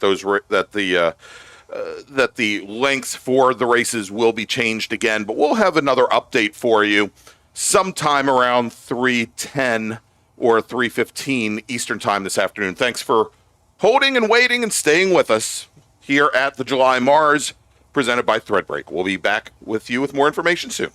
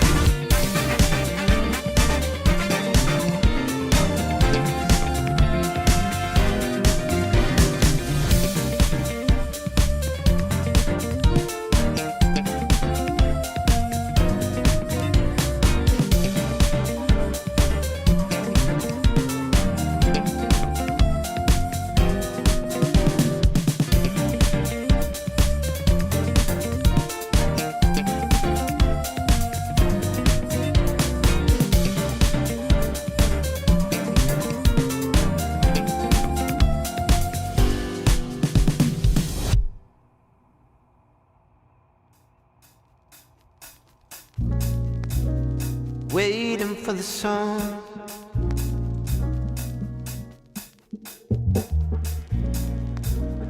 Waiting for the sun.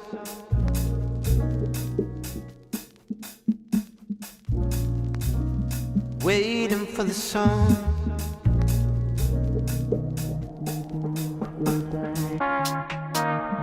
Waiting for the sun.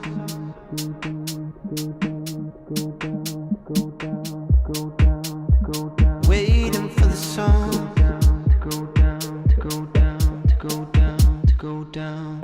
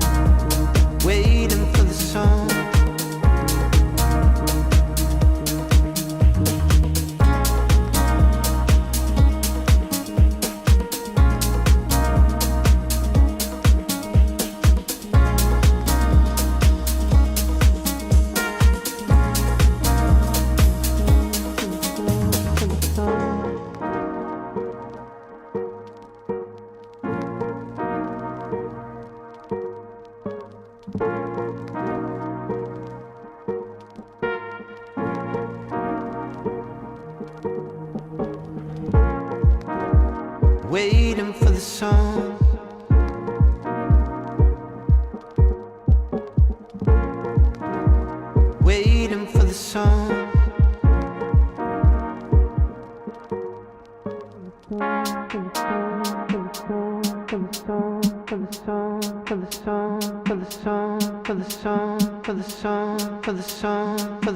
Waiting for the sun. Waiting for the sun.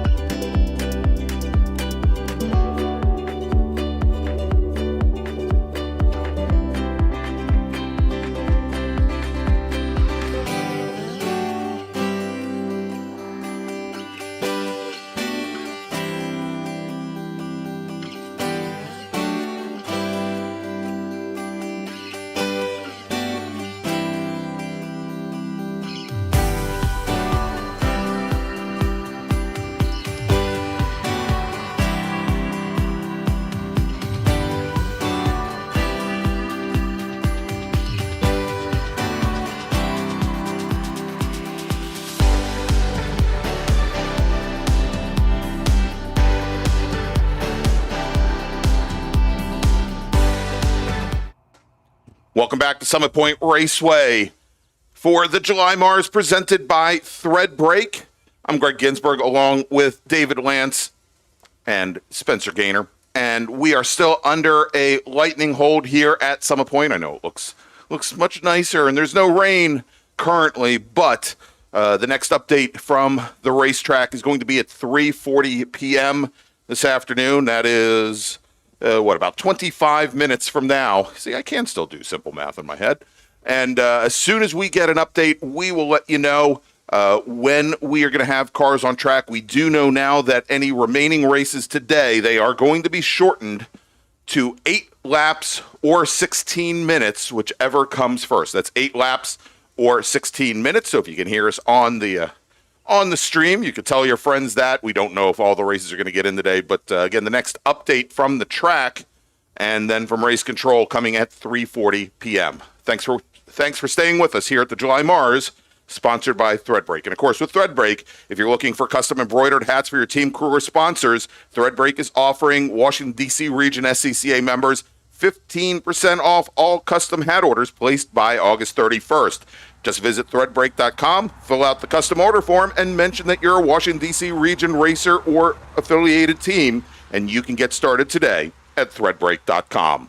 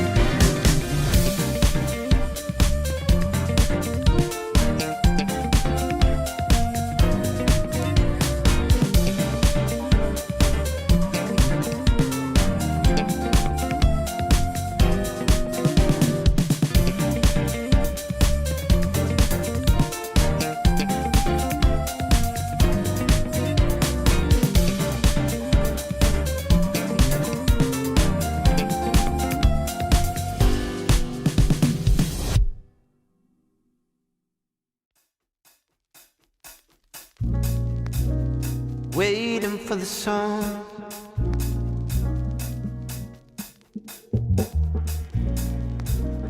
Waiting for the sun.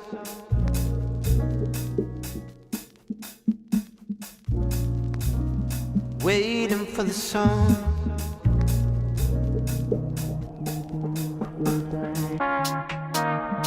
Waiting for the sun.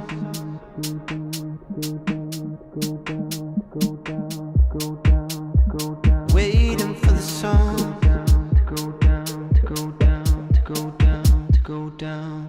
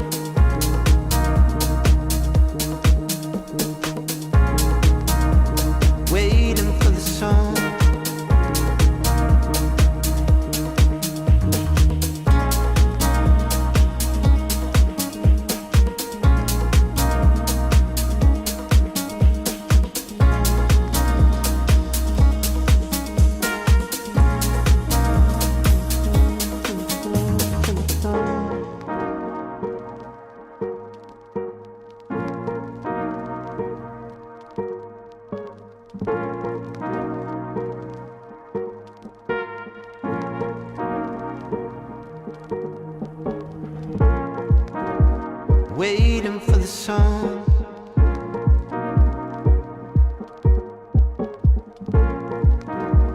Waiting for the sun.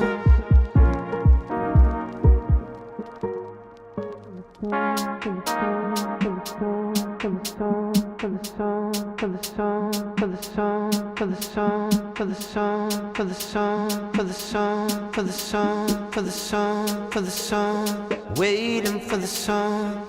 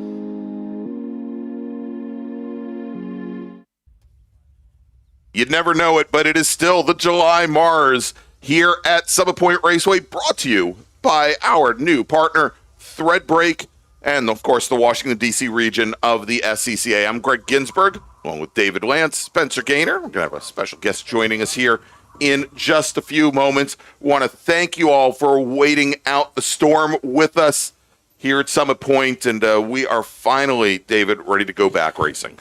Yes, after we don't have an official timer, but it feels like 4 or 5 hours. It feels like 3 days that we've been waiting. It's close. I think we started at 12:15 or thereabouts. So there you go, and we are finally ready to go back.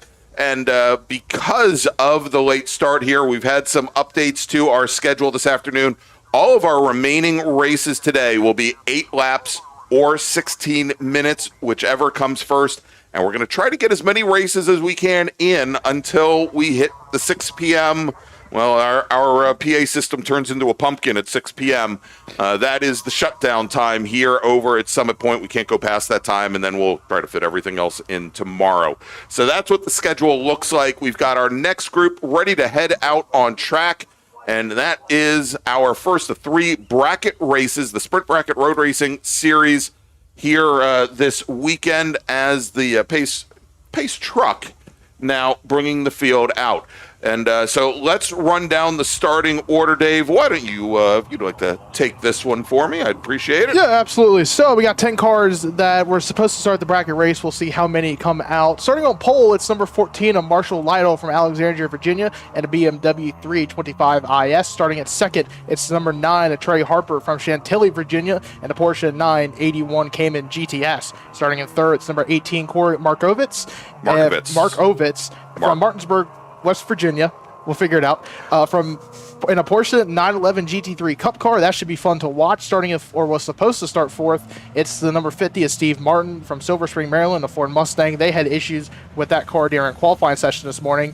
Hopefully we'll see them back out tomorrow with those. His son Shelby should be in Big Bore. Starting in fifth, though, number 62, Mike Herbert from Chambersburg, Pennsylvania, and a BMW M240i. Starting in sixth, it's the 07, Matt Littleton from Washington, D.C., and a BMW 325 IS. Starting in seventh, the 124, Josu Arrieta from Alexandria, Virginia, and a Subaru Impreza 2.5 RS. Starting in eighth, it's the 01, Hudson Williams from Forest Hill, Maryland, and a Volvo 262C. Starting in ninth, the 68, Jed Prentice from Tacoma Park, Maryland, in a Mazda Miata. And starting 10th on the field, the 127, Jeff Liller from Thurmont, Maryland, in a NC Mazda Miata. All right, here as we've got the field on their pace lap now behind that huge pace truck. That tells me that the Pontiac the Pontiac G6 has finally met its match, Father Time. Go ahead, David. By the way, I lied. Coming out there in last, that black Ford Mustang, the 50. Martin. Steve Martin. It looked like there's a bit of smoke, though, when they were going down the chute. So hopefully that does go away. But see, who knows? They could be using this as a test session just to find an issue maybe if there's a further. Yeah, so Steve Martin had some problems in qualifying this morning and traced it back to an oil line coming off of the oil cooler in his Ford Mustang. Didn't think they were going to have the car ready to go today. But obviously, with a little bit more downtime, they were about 3 inches deep in the water underneath the car, I'm sure, hooking up and tightening up fasteners and fittings, and that car is back out there. Hopefully it's not smoking, because it might be something more than just an oil line.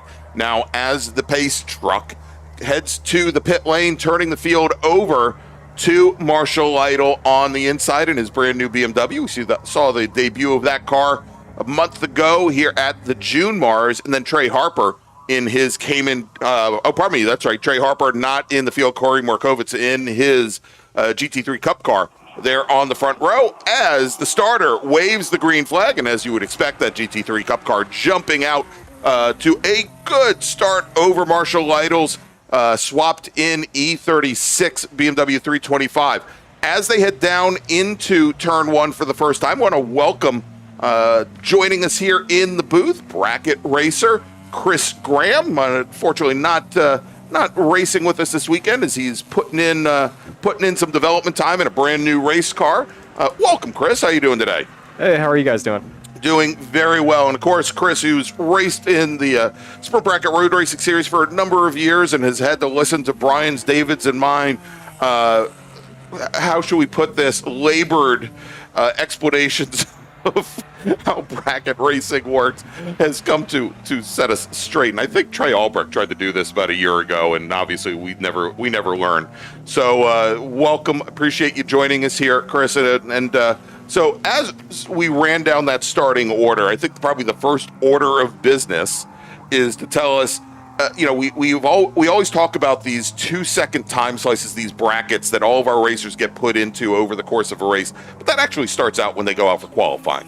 Yeah, that's correct. So the weekend starts with qualifying. You go out and you set your times in qualifying, and then you keep those brackets throughout the weekend, right? Okay. Now, if you do a faster lap throughout the weekend, then you bump up the bracket. So actually at the start of all of these races, us racers, we know what bracket we're in and we know who we're fighting against. Okay. And so that helps us, pick our battles. Okay, excellent. And so typically if we had a very dry track, we might see some of these racers, especially now that the temperatures have come down since when they went out for qualifying this morning. It is a very cool 85 or so degree. Oh, there you go. Maybe not. Maybe 89. So maybe it's not that much cooler. But it feels better. It's not as humid.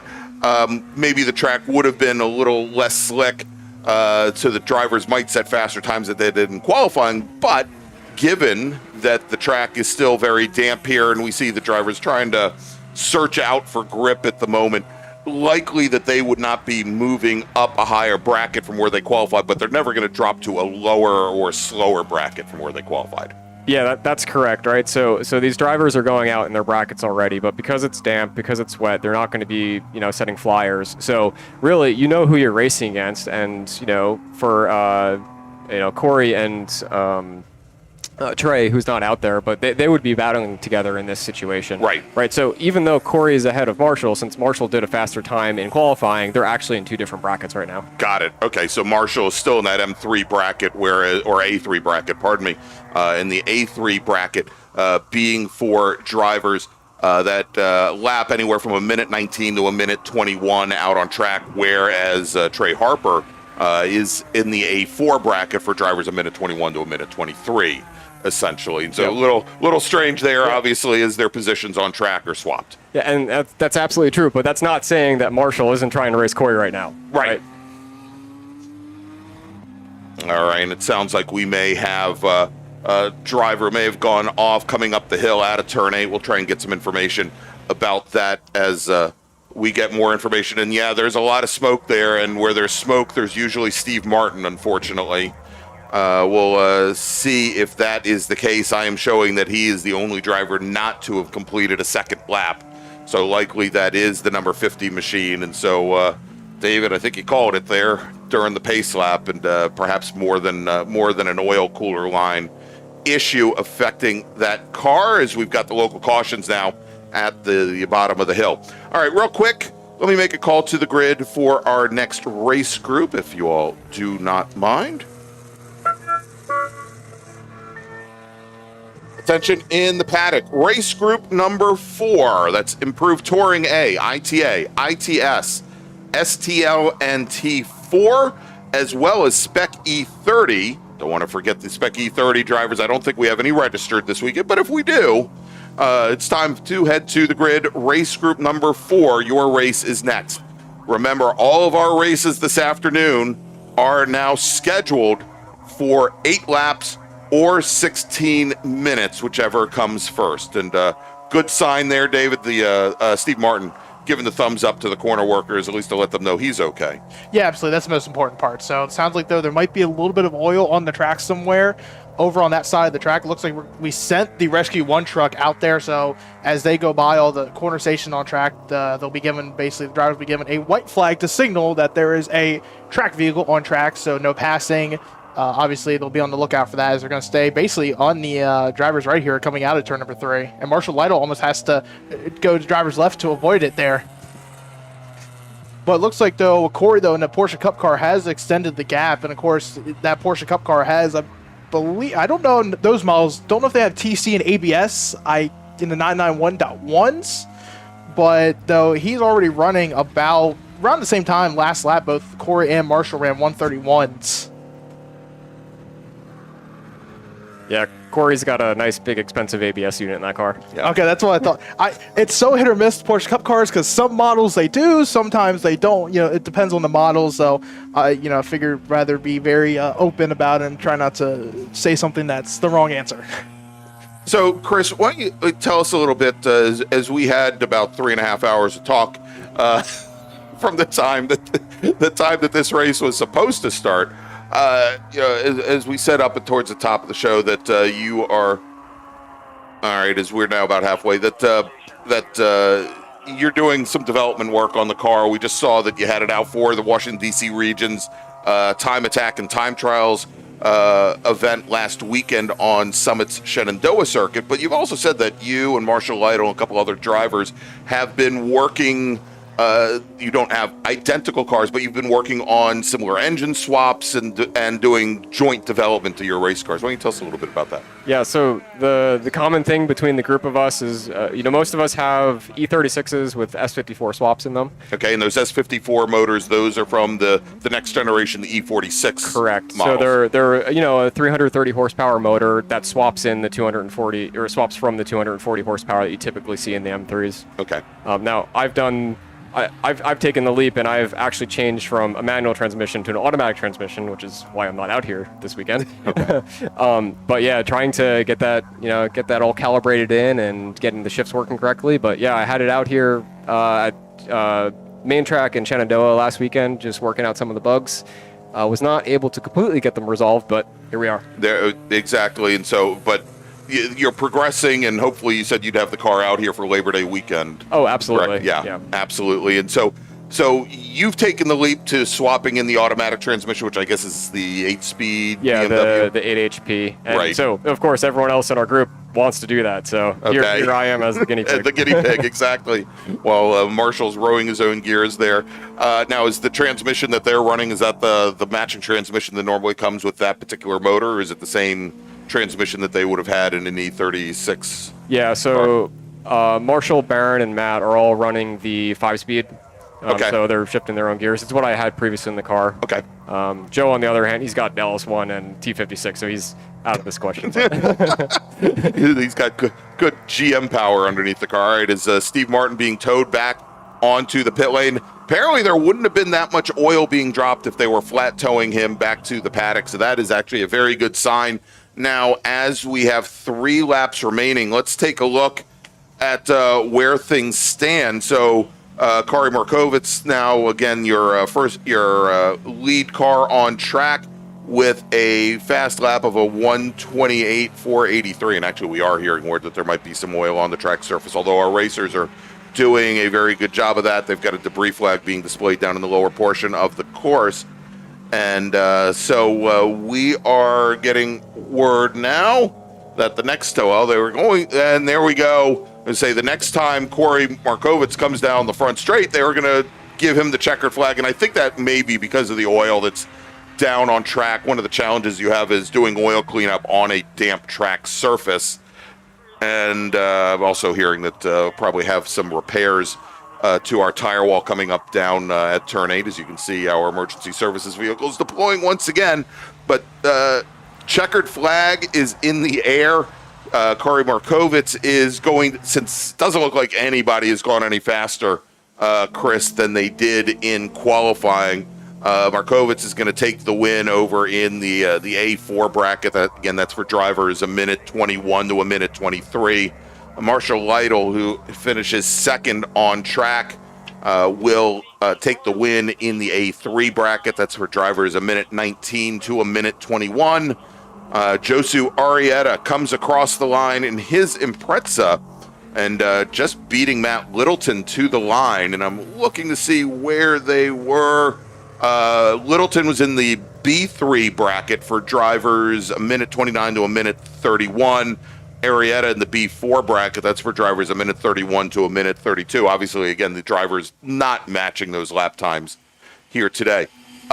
So, Chris, as I think we're going to have a little bit of time, we can take a little bit of time because we're not going to have our next group heading out right away.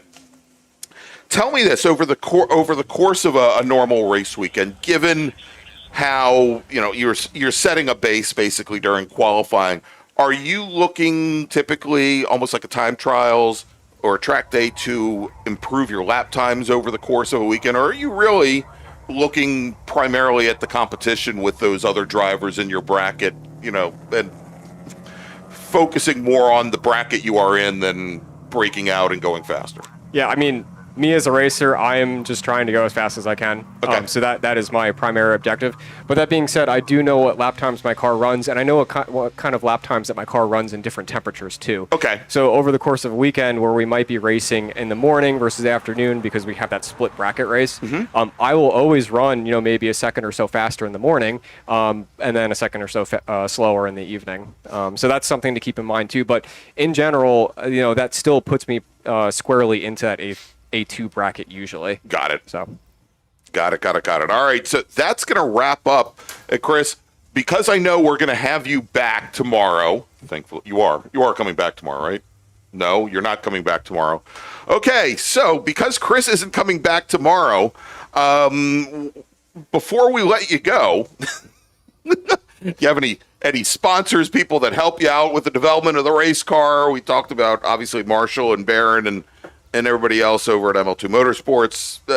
This is your chance to thank everybody that helps you with your program. Yeah, unfortunately, I don't have any official sponsors, but I have a lot of friends that I've made over the years that have all contributed to, I'll say, the success that I've had. So shout out to everyone. All right, well, there you go, everybody. Chris Graham, bracket racer, BMW racer, and we're going to see him in just a few weeks back here at Summit Point Raceway for the Labor Day MARRS Spectacular. But first, well, it's going to take a couple weeks, but this may take a couple weeks too. I'm going to make a call to the grid for our next group, and then we're going to take a little break. Bing bong. Attention the paddock, race group number, where are we? Race group number 4, Improved Touring A, ITA, ITS, STL, and Touring 4. Please head to the grid. Your race is next. ITA, ITS, STL, and T4. Please head to the grid. So at this point, gentlemen, I know this is kind of anticlimactic, but we're going to take a break. And when we come back, hopefully more racing action here from Summit Point Raceway. It is the July MARRS presented by Threadbreak. Stay with us. Grand Touring Enterprises is an internationally recognized and awarded full-service classic automotive facility located in Frederick, Maryland. Specializing in classic Italian sports cars from Ferrari, Lamborghini, ISO, and Bizzarini, Grand Touring's extensive experience ranges from pre-war to modern exotics, advising on all aspects of the classic car ownership experience, from service, restoration, and climate-controlled storage to sales and consignment. Grand Touring's focus is not just on preserving the history and prestige of these vehicles, but making sure that the driving experience is equally as spectacular and authentic. For more information, send email to tom@grandtouring.com. Grand Touring, legends in motion.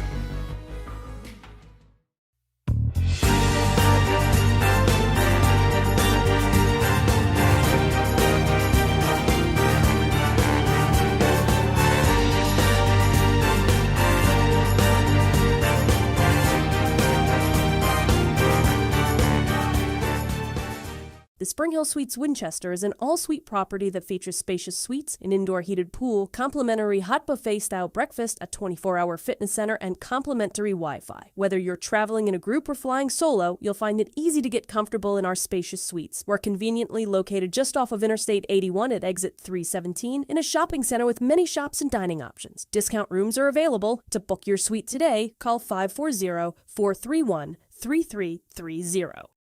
From the paddock to the workplace, great hats make a lasting impression, and Threadbreak is here to help you make yours. Threadbreak creates premium custom embroidered hats for race teams, businesses, events, and brands. Every hat is embroidered in-house, made right here in the USA, ships free, and is ready in as little as 2 to 4 days. Whether you need a small run for your crew or a large order for your company or event, Threadbreak delivers quality craftsmanship with low minimums and attention to every stitch. Bring your logo to life at threadbright.com and wear your brand with pride.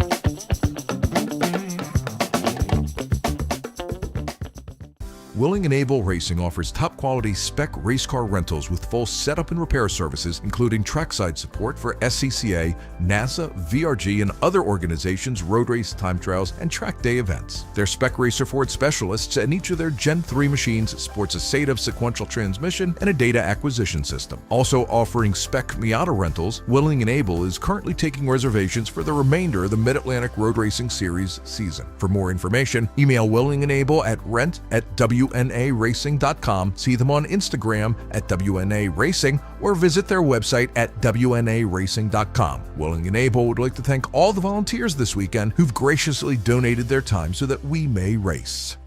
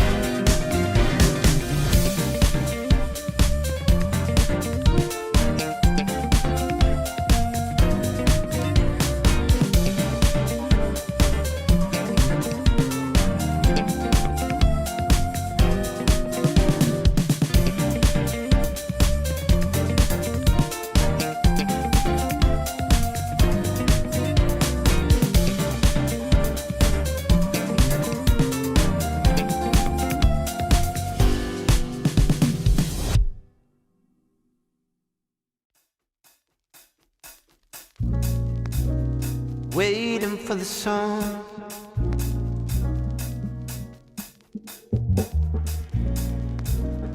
Waiting for the sun.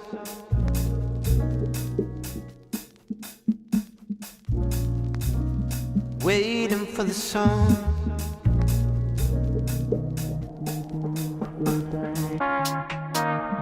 Waiting for the sun.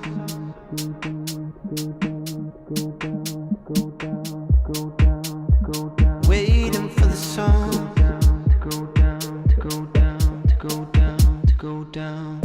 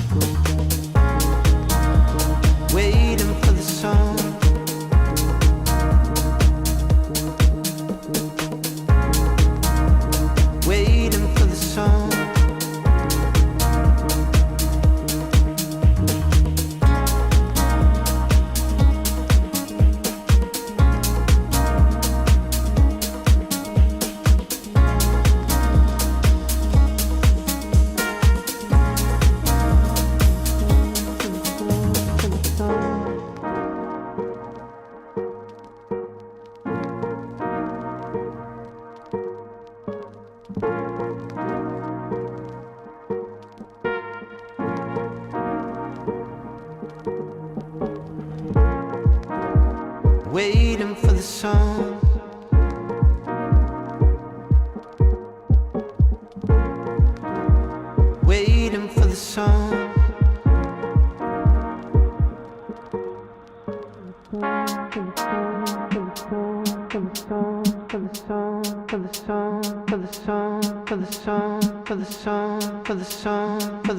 Waiting for the sun. Waiting for the sun.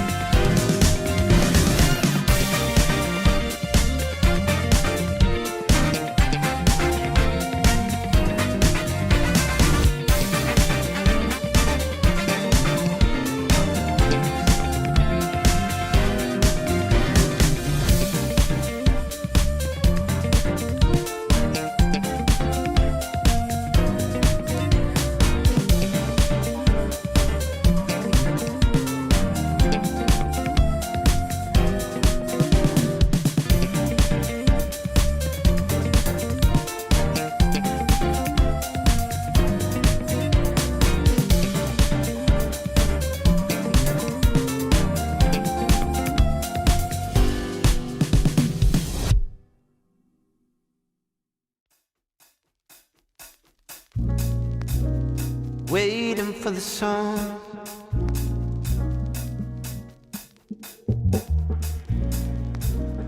Waiting for the sun.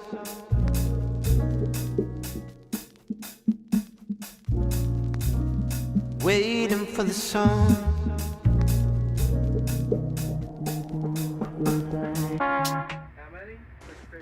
It is the July MARRS, presented by Threadbreak, presented by the Washington, D.C. region of the SCCA. I'm Greg Ginsburg, along with David Lance and Spencer Gaynor.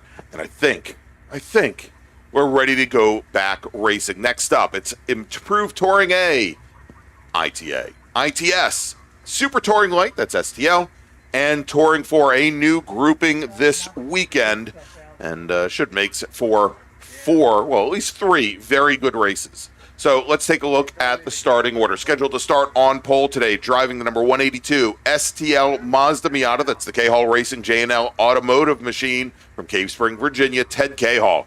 Jeremy Butts in the number 69 STL Cvet Windsor Customs Mazda MX-5 will start on the outside of the front row. Deacon Greenfield in the number 32 OG Racing Angry Sheep Motorsports Honda CRX from Bristow, Virginia, scheduled to start third. Bob K-Hall driving the number 178 K-Hall Racing J&L Automotive Mazda out of Gurnee, Illinois, will start fourth. Naive Altalawi driving the number 08 STL Mazda Miata. He's out of Blacksburg, Virginia. He'll start fifth. Starting sixth, driving the number 21 STL Mazda Miata. That's the Windsor Customs Machine out of Davidsonville, Maryland. He was your Spec Miata winner earlier today. It's Michael Apatoff. Starting on the pole in Touring 4, driving the number 1 Asbestos Consultants LLC Scion FRS from Pawleys Island, South Carolina, Dan Freeman.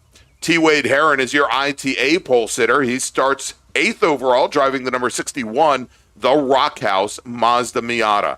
Joel Gambino, former MARRS champion, driving the number 31 ITA RP Performance Mazda Miata will start second in class, 9th overall. Rounding out the top 10 is Glenn Evans, driving the number 10 Performance AutoWorks Mazda Miata, while Peter Doan in the number 59 ITA Autobella Detailing Toyota MR2 out of Medford, New Jersey, will start 11th. Starting 12th, Jed Erdahl, driving his Mazda Miata. That's the number 22 machine. He'll start 12th. Starting 13th is Matt Crane, driving the True Crane Motorsports Mazda Miata. He starts 13th. 7th in STL. Starting 14th.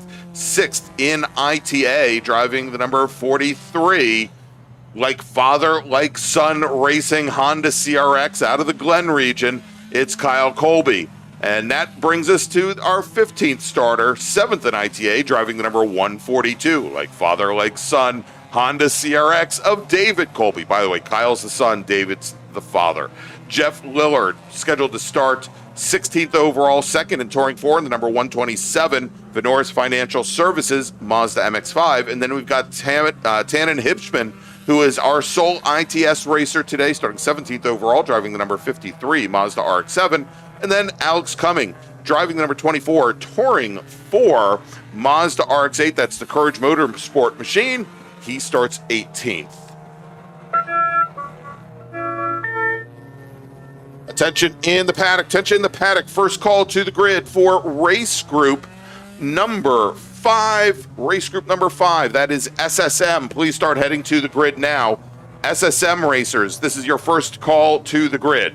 And remember, these races, David, they are 8 laps or 16 minutes, whichever comes first. So they are going to go very, very quickly here as the lights are out now on the pace car. Ted Cahall coming off that incident earlier today in STL, or probably that he had in Spec Miata. Of course, this is he races a different car in STL as Jeremy Butts, who finished second in Spec Miata this morning. Also in his Mazda MX-5, not in the Spec Miata car. They are right at the front of the lane here as the field starts to form up. The pace car, pace truck, pace something now heads to the pit lane, turning things over to Cahall and Butts. Deacon Greenfield on the inside of row number 2 with Bob Cahall in his STL-specific Mazda MX-5 on the outside of row number 2 as the starter looks over the field, and green flag is in the air. It's a long time coming, but we are back to racing here at Summit Point. Deacon Greenfield now jumps all the way to driver's right. He's going to try to make it 3 wide as the racers come down into turn 1. Looks like he maybe wasn't brave enough, got on the brakes a little bit early. He's going to let Cahall and Butts go into turn 1, door-to-door. Cahall now with the advantage. Now a little bit behind them. It looked like we might have had some contact. T. Wade Harrinan was that Naif Altalawi that might have had some issues, so we could see 2 cars off in the grass. Might have been Dan Freeman. We saw the bright green ITA Mazda of T. Wade Harrinan. It looks like he might have dropped back a couple of positions. And indeed, Dan Freeman, our Touring 4 pole sitter, and I believe that is Altalawi, who started the race in 5th position. We're going to wait to hear the word from our flaggers at T1, turn 1 here in just a moment. Yeah, but back up the field, though, here. Great Deacon Greenfield, very brave on the start. He's going to use some of that curve in there, coming out of turn number 6, trying to get side by side with Jeremy Butts and a Honda CRX. First time we've seen him this year at Summit Point, as he's been on the Super Tour this year for the first half of the season. Started on SMX, just unfortunately has been a rough going there. Yeah. Unfortunately, basically just getting the back end destroyed on that thing at Road Atlanta, Mid-Ohio. Yeah, his SMX car, that is. Where unfortunately Mid-Ohio, don't believe it was just caught up in he was a meat and a sandwich there of a 3-car train. But yeah, great team in the CRX. They ran at Watkins Glen a couple weeks ago, about a month ago, really. Yeah. Had a top 5 there. Came back here this weekend, just basically having some fun. That's all this weekend. And talking to Deacon, this, he said he probably could have put in a better showing in qualifying this morning. As you said, this is the first time he's had this car at Summit Point now since last October.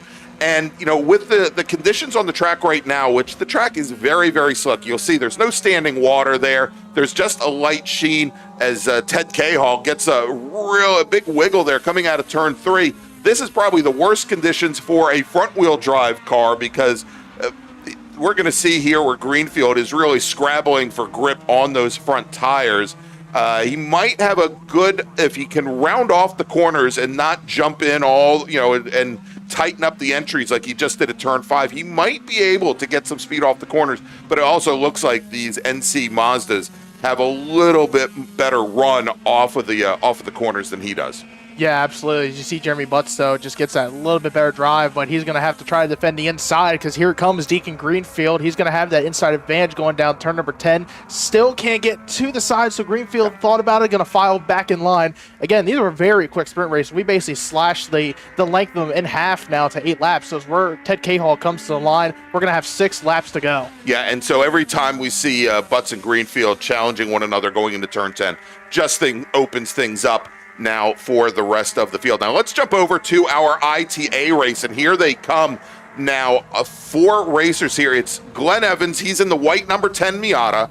Then we got Peter Doan. He's in the middle. He's the sandwich right now. And then our ITA pole sitter, Wade Herron, in the bright green machine.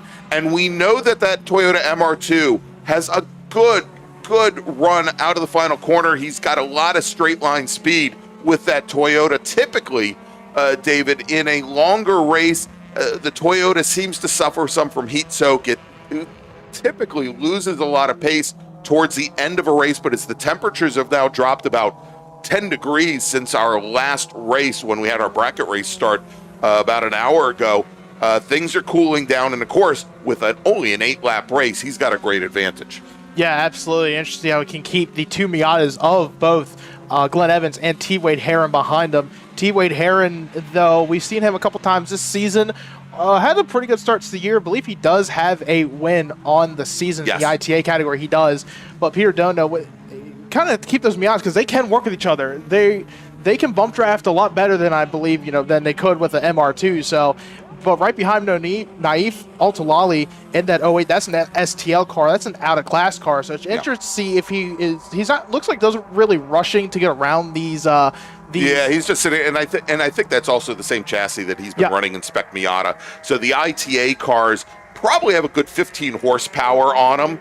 He's using the draft to stay up to the back of T. Wade Herron, but the chances of him being able to pull out and outmotor one of these cars on a straightaway, not very likely here, as now T. Wade Herron takes a look to the inside on Glenn Evans as they come into turn 1, and Wade Herron now will take over second position. Should mention that Joel Gambino in the 31 machine has fallen all the way back through the field. Yeah, real quick, Spencer. Let's go back to turn number 1. There's a side-by-side battle between Dan Freeman and Alex Cumming. Dan Freeman had that terrible start. I think got somewhat collected there in kind of that little scuffle on the first lap as he's going to get by Alex Cumming. That is for the Touring 4 lead. So move Freeman up to the first spot. There you go. As Jeff Liller, our third Touring 4 racer, did not make the grid today. And it appears that perhaps the other racer involved, well, we can see right now, that's also in that group, that is Tannen Hipschman, who is our sole ITS racer. He's a rookie here this season, and good to see him out there running right now. Let's see, I think I've got some information on Tannen. We'll see if we can bring that up here, as we are now halfway through this race. So let's make another call to the grid for our next race group. Tones. Attention in the paddock, race group number 5, that's SSM. Please head to the grid.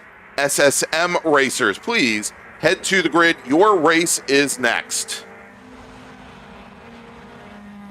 So we see, though, it looks like T. Wade Herron did get around Peter Doan. Now, Doan is going to have to hold off the charging Glenn Evans as they're side-by-side going down turn number 1. This will be interesting. Doan's going to hold the middle, kind of move to driver's right inside or in front of Glenn Evans, and Altalali now is going to capitalize on them fighting because it looks like he's going to get right up to the back bumper of Glenn Evans, and they're actually going to go side by side through turn number 3.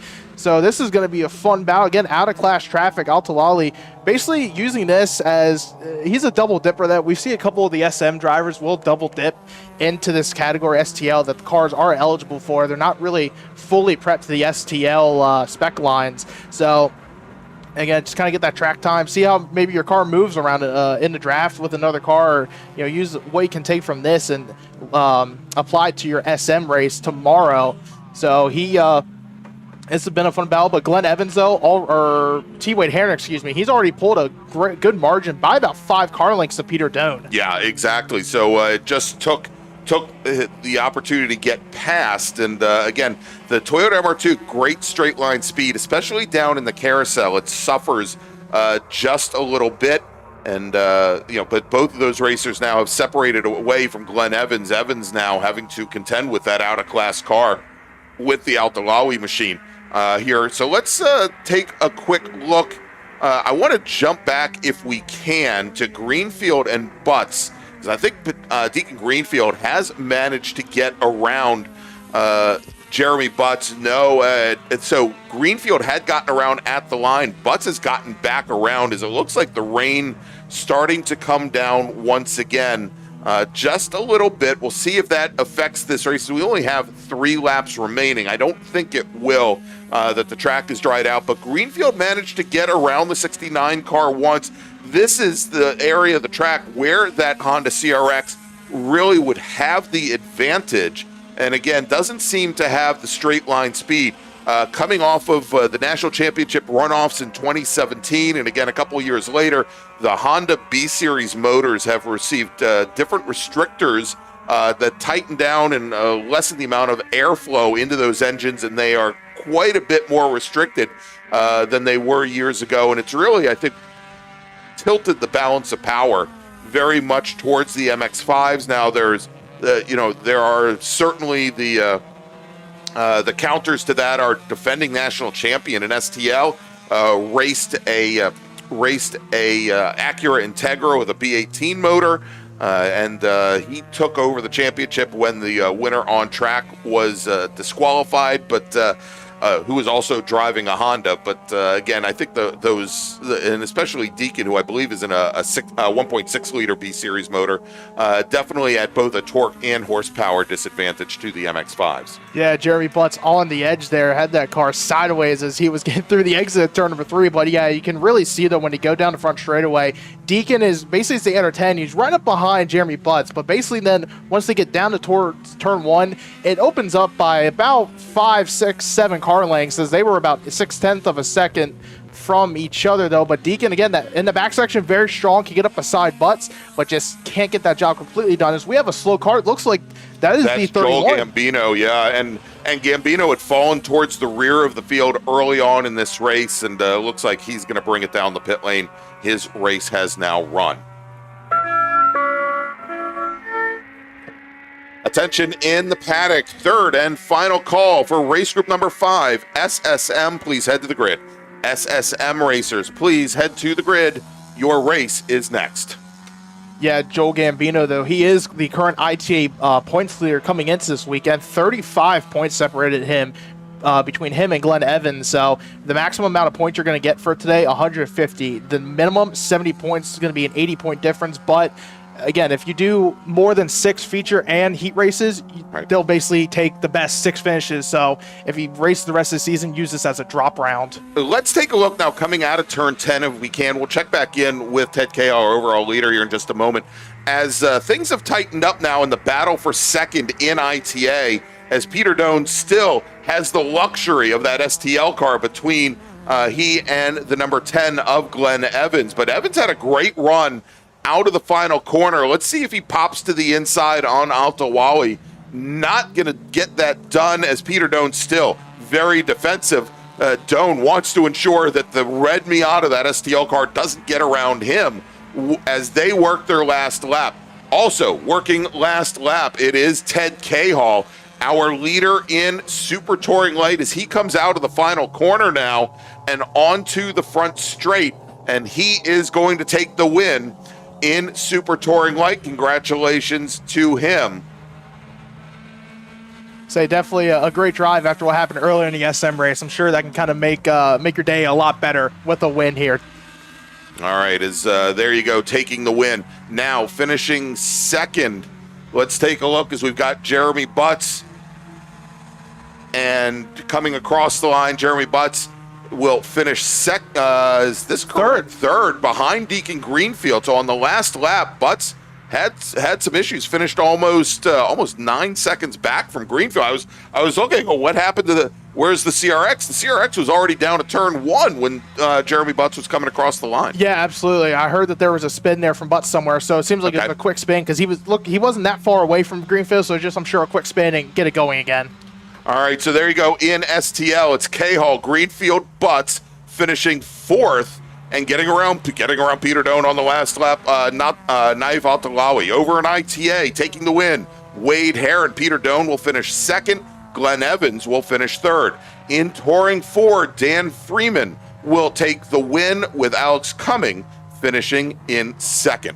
All right, that's going to wrap things up for ITA, ITS, STL, and Touring 4. Next up, it's SSM for our 1.6-liter Miatas, and we'll be back here in just a few moments with more racing action from Summit Point. It is the July MARRS presented by Threadbreak. Don't go away. At OG Racing, when you are shopping on our website, when we say in stock, this is what we mean by in stock. Seats and seat bases, brakes, harnesses and restraints, shoes, suits and steering, helmets, gloves and undergarments, fire suppression, and so much more. Shipping directly to you from our conveniently located Sterling, Virginia warehouse with thousands of in-stock items.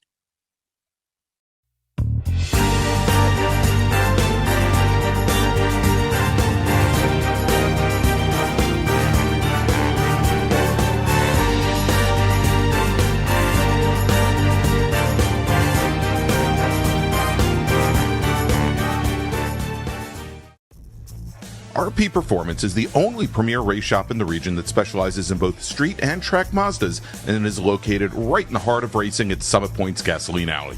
RP has been involved in countless race wins and series championships across many classes with drivers of all ages. Not just a full-service shop, RP has been helping drivers with their individual racing and other track event needs for over 30 years, providing trackside support, arrive and drive packages, as well as race car transport services. And they're known for its help all attitude. RP Performance is your go-to for getting cars back on track for that positive experience at Summit Point when you're ready to pack it in. For more information about RP Performance, come talk to them here in the paddock. Call them at 304-728-6749 or email them at Brett, that's B-R-E-T, at rpperformanceracing.com.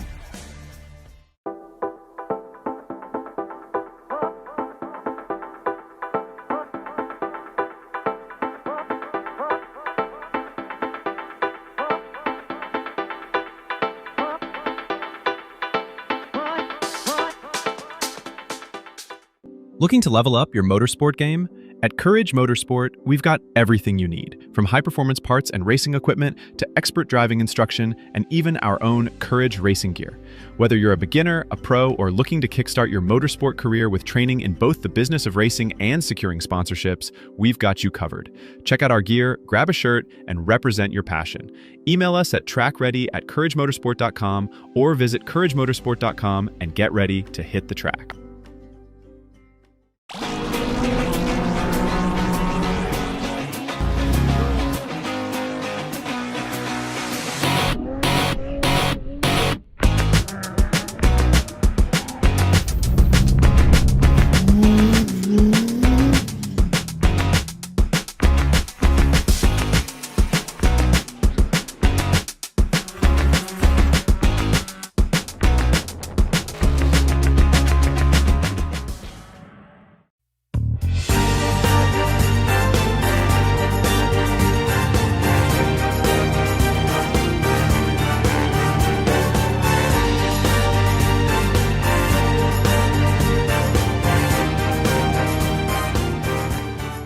Since 1976, Radial Tire Company has been providing the Washington, D.C. area with quality tires, expert knowledge, and the finest service. They have earned a reputation as a premier specialist in hard-to-find performance tire and wheel applications and stock tires from all the top manufacturers for whatever you drive. From performance and race cars to SUVs and trucks to your daily drivers, Radial's mission is to assist you in getting the most out of your tires and car. To get a competitive quote on your next set of tires, now with free shipping, or to schedule online, visit RadialTireCompany.com or call them in Silver Spring at area code 301-585-2740. That's 301-585-2740.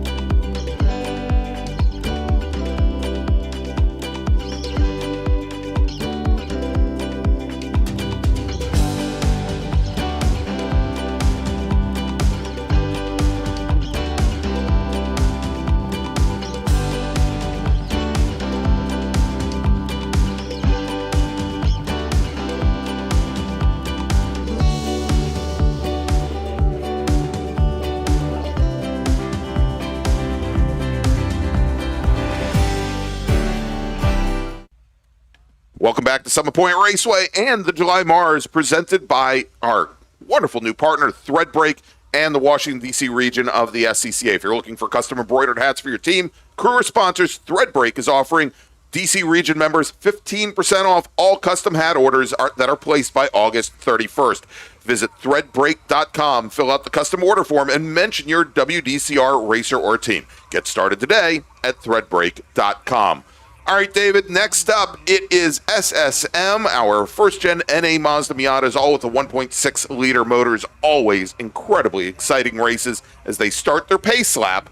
Let's run down the starting order. 17 cars set a time in qualifying this morning. Here's how they'll line up. Starting off pole, it's number 58 of Colin Murchison from Sykesville, Maryland, out of RP Performance, back for the first time since March. Starting in second, it's the 132 of Chris Kelly from Newmarket, Maryland, with the RP Performance RileyKelly.com sponsorship. Starting in third, number 98, Arif Kazim out of Silver Spring, Maryland, with Redline Oil helping out. Starting in fourth, it's the 08 of Jordy Fuhrman with the RP Performance FERT sponsored machines. Starting in fifth, number 63, John Hotz from Sparks Glencoe Marin out of Hot Stuff Racing. Starting in the sixth spot, number 15, Richard Spicer, back for the first time since June last year from Laurel, Maryland. He's got the 10 Oaks Garage Maloney Racing sponsorship. Starting in seventh, it's number 12, Zach Augustine out of Warrington, Virginia, with the Convenience Tire and Auto RP Performance sponsorship. Starting in eighth, it's the 72, Chase Kovach from Fairfax, Virginia, with the KSA Federal RP Performance machine. Starting in ninth, the 88, Jay Bindrum out of Nokesville, Virginia,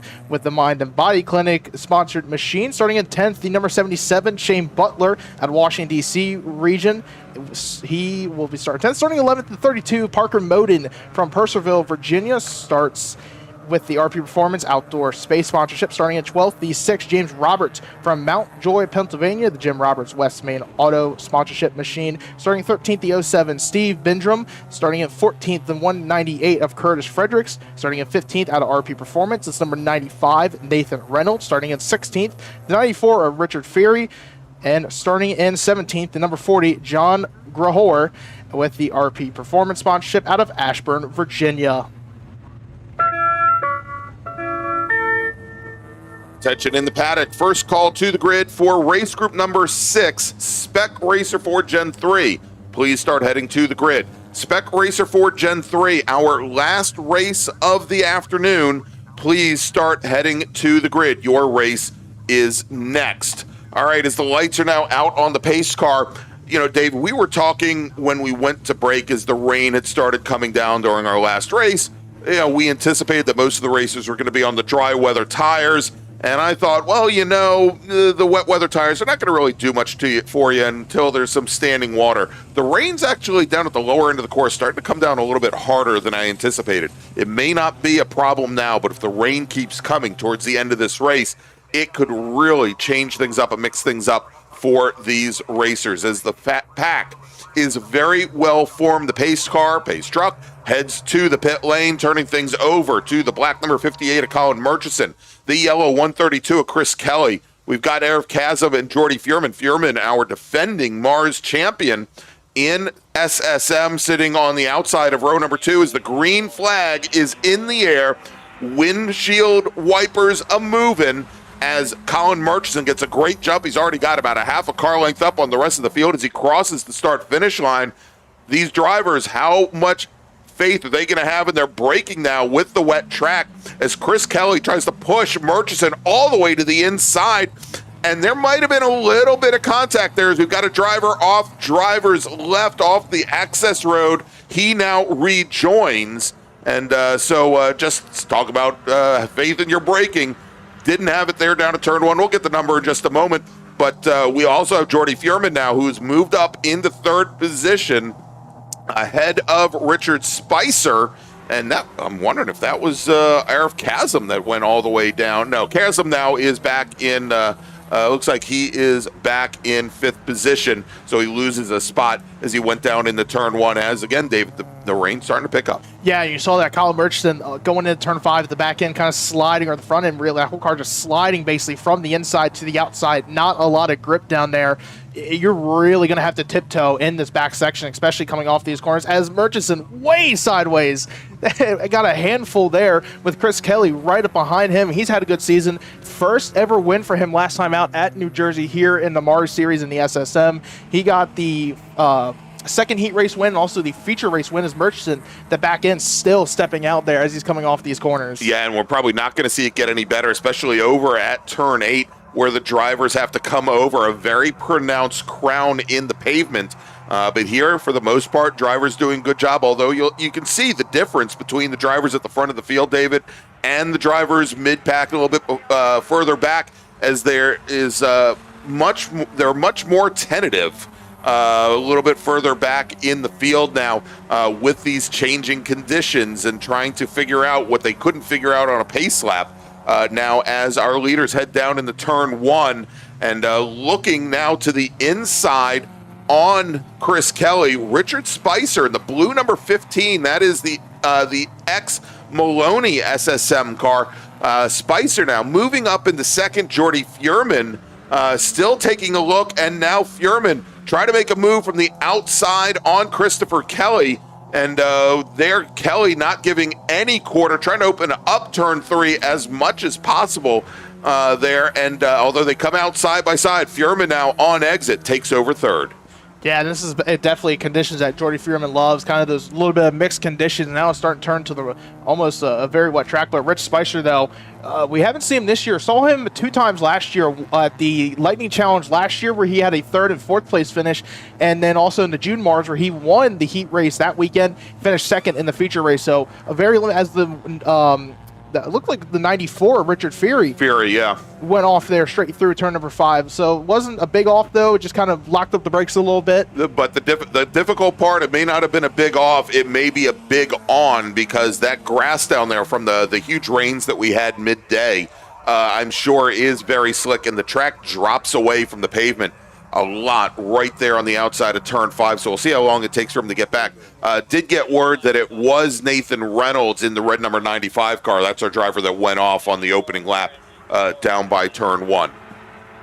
Yeah, so he's come around to the line again. 8 lap races right now, 2 in, so he's still got 6 to go. Kyle Murchison opened up the gap now to 1.4 seconds. Remember, back in March, he dominated that first race of the weekend in the heat race, where he won by 5 seconds. You don't hear that a lot in Miata racing. No, not at all. So, I mean, it was a dominant run. So looking to repeat that performance a little bit this weekend, as he has made some starts at SM this year on some of the race on the Super Tour. Right. So, but again, this was first SSM start in the Mid-Atlantic Road Racing Series since March. All right, well, our leader, as he is shifting around in the damp weather, Colin Murchison, he just reset fast lap. And just to give you an idea of what the conditions are like, I mean, we've certainly seen them moving the car around in these 4-wheel drifts. Murchison just turned in a minute 46.3. There it is on the ticker on the screen. He qualified at a 129.2. So over 15, actually 16 seconds off of his qualifying pace, and that is absolutely huge around here. But all of these racers have to contend with these worsening conditions as the track gets more damp. As now Chris Kelly loses the car through the carousel. He is now off in the grass. He's looking the wrong way as he's going to try to back the car up, and he's able to do it in the grass. That's good that the car didn't get stuck out there, but he's going to lose a number of positions, David. Yeah, he's he's basically going to. So Augustine tonight, Jay Bendrum sits in 10th, but he's going to lose a couple more spots, basically down to Parker Moan. He's going to be in 14th spot coming out of this, as Parker Moan now just gets by him. So Chris Kelly, though, having a good run, sitting in 4th. Unfortunately, though, spun out there, and that's going to drop him all basically 10-plus spots down to the 14th position. Yeah, indeed. So a lot of positions lost there for Chris Kelly now. And I'll tell you, though, here, David, that it looks like Richard Spicer, who started off this race in sixth, the outside of row number 3, he is starting to close things up now on our leader Murchison. That last time by, picked up about 2/10 And you see now he's within about 3 car lengths as they come through turn 3. Now I'll be interested to see, as these drivers are no doubt on the dry weather tires, who starts opening up these corners a little bit more, turning in a little bit later. You can see there both drivers coming down through the chute, turning in as late as possible. But now, and can he keep the car on track? I don't see the yellow. Oh, the yellow flag appears to be out. But Colin Murchison with that 4-wheel drift through turn 5. We're going to see now, indeed, a new leader. That is Richard Spicer, as Colin Murchison has not only given up the lead, he is now fallen back as that car. And again, in a 4-wheel drift, it is absolutely pretty. It's not the fast way around, though, David.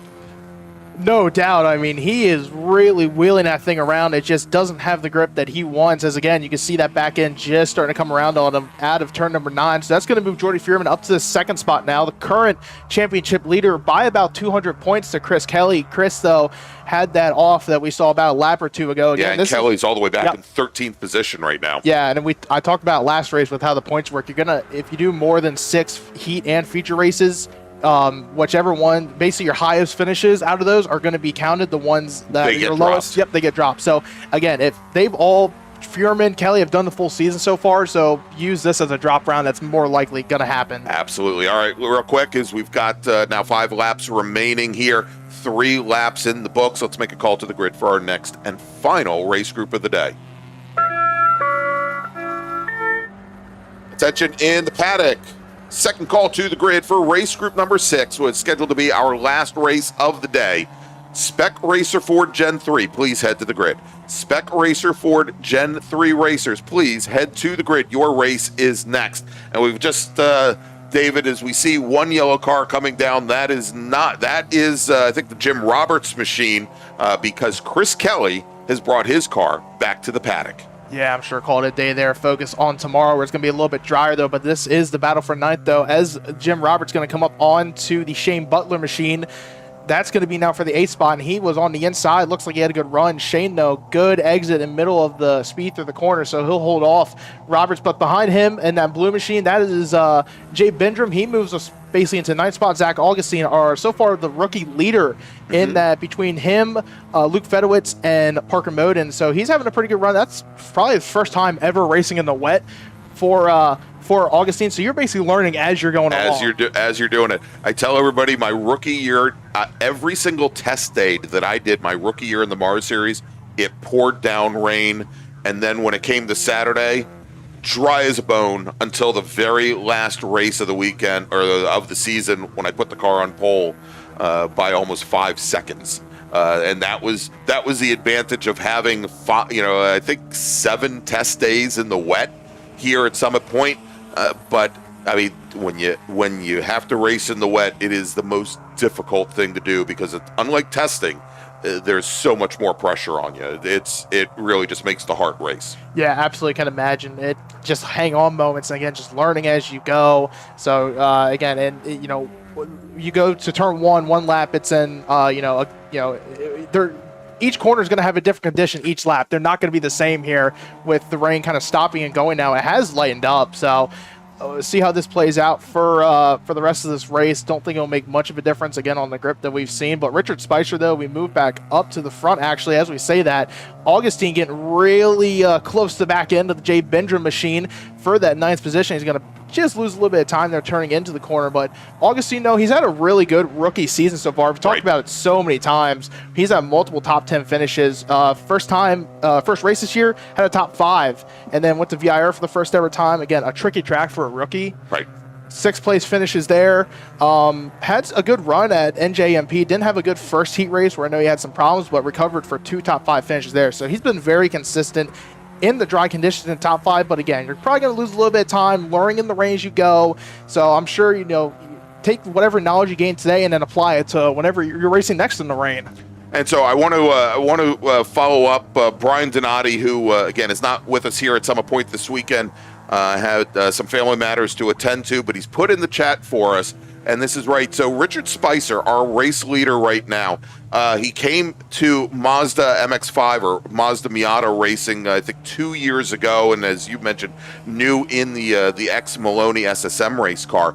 Richard Spicer, though, it's not like he's new to road racing here, David. He is a 3-time SCCA Spec Racer 4 Gen 2 national champion. Took the national championship in 2001, followed it up in 2002, won again in 2011. So it's not he took about a year to figure out this chassis. He was getting faster and faster, and gets in a car that is capable of winning. And right now he has opened up 7+ seconds on our defending national champion and points leader, Jordy Fuhrman. That said, Colin Murchison now closing things up on the Fuhrman, the number 8 Fuhrman car. Murchison now within about a half second. There he is. He's closing things up. And maybe he's decided that driving sideways isn't as quick as driving straight ahead. Yeah, he had a really quick recovery, though, from that kind of, I'm going to assume off. Unfortunately, we didn't see the end of it, but that kind of where he was about to go off at turn number 5, he was a little bit far behind Fuhrman, about a couple seconds. He closed the gap back up to about less than 5/10. It kind of opened up some more, but now back under 5/10 as Richard Spicer, though, when he comes to the start-finish line this time around, he will get the 1-to-go board. Attention in the paddock. Final call to the grid for race group number 6, Spec Racer 4 Gen 3. Please head to the grid. Spec Racer 4 Gen 3 racers. This is your final call to the grid. Your race starting in just a few moments. And here we go now as Murchison takes a quick look to the left. He takes a look to the right with Jordy Fuhrman. The battle for second. Fuhrman made his one move, could not move again.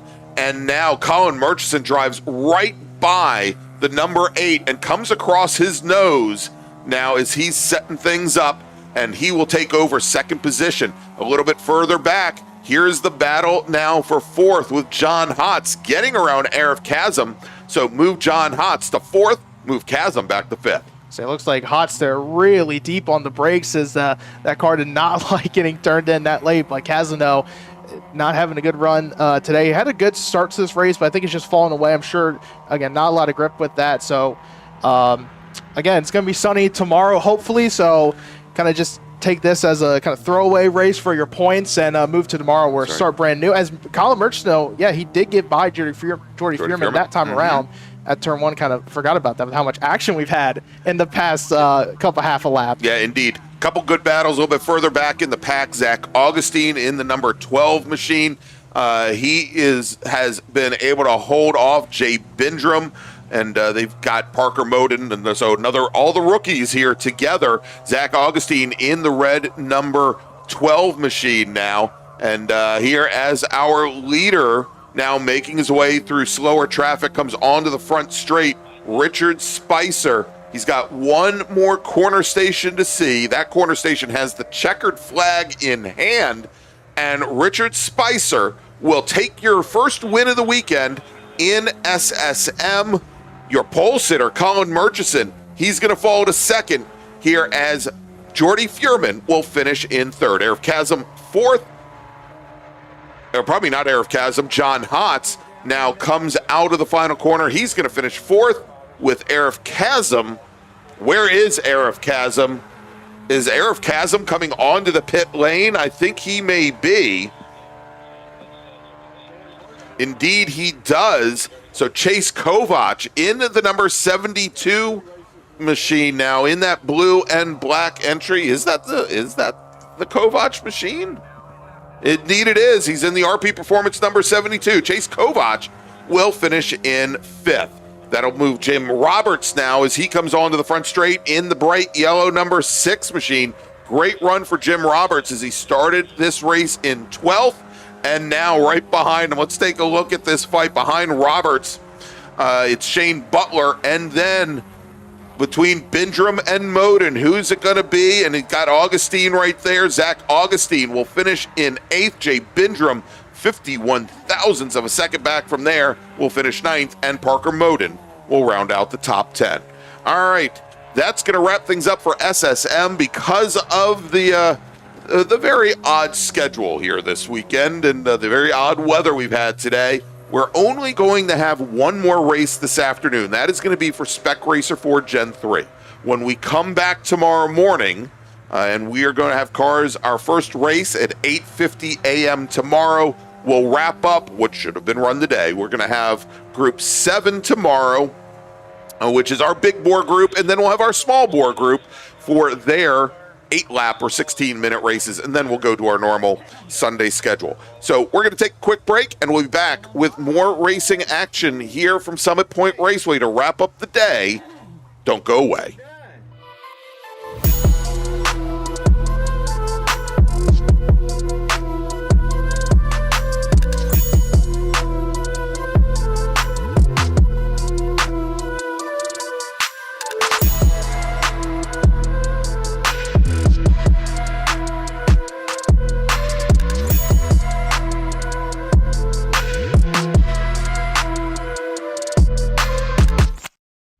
Touring Enterprises is an internationally recognized and awarded full-service classic automotive facility located in Frederick, Maryland. Specializing in classic Italian sports cars from Ferrari, Lamborghini, ISO, and Bizzarini, Grand Touring's extensive experience ranges from pre-war to modern exotics, advising on all aspects of the classic car ownership experience, from service, restoration, and climate-controlled storage to sales and consignment. Grand Touring's focus is not just on preserving the history and prestige of these vehicles, but making sure that the driving experience is equally as spectacular and authentic. For more information, send email to tom@grandtouring.com. Grand Touring, legends in motion.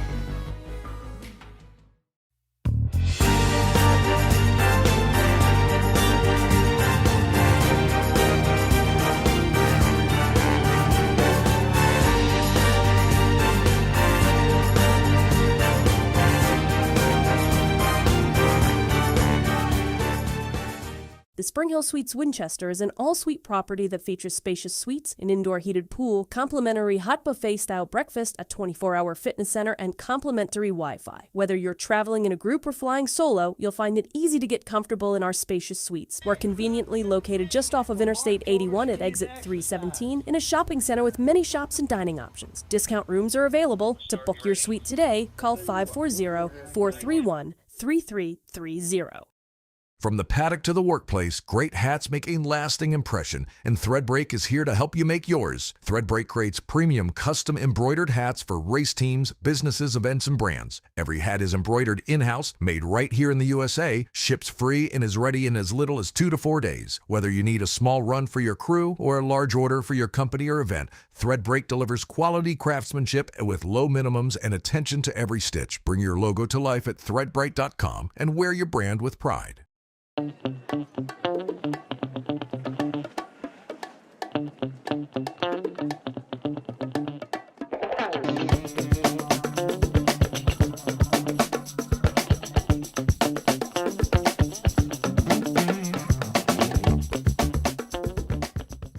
Willing and Able Racing offers top-quality spec race car rentals with full setup and repair services, including trackside support for SCCA, NASA, VRG, and other organizations' road race time trials and track day events. Their spec racer Ford specialists and each of their Gen 3 machines sports a SATAV sequential transmission and a data acquisition system. Also offering spec Miata rentals, Willing and Able is currently taking reservations for the remainder of the Mid-Atlantic Road Racing Series season. For more information, email Willing and Able at rent@WNARacing.com, see them on Instagram at WNA Racing, or visit their website at WNARacing.com. Willing and Able would like to thank all the volunteers this weekend who've graciously donated their time so that we may race.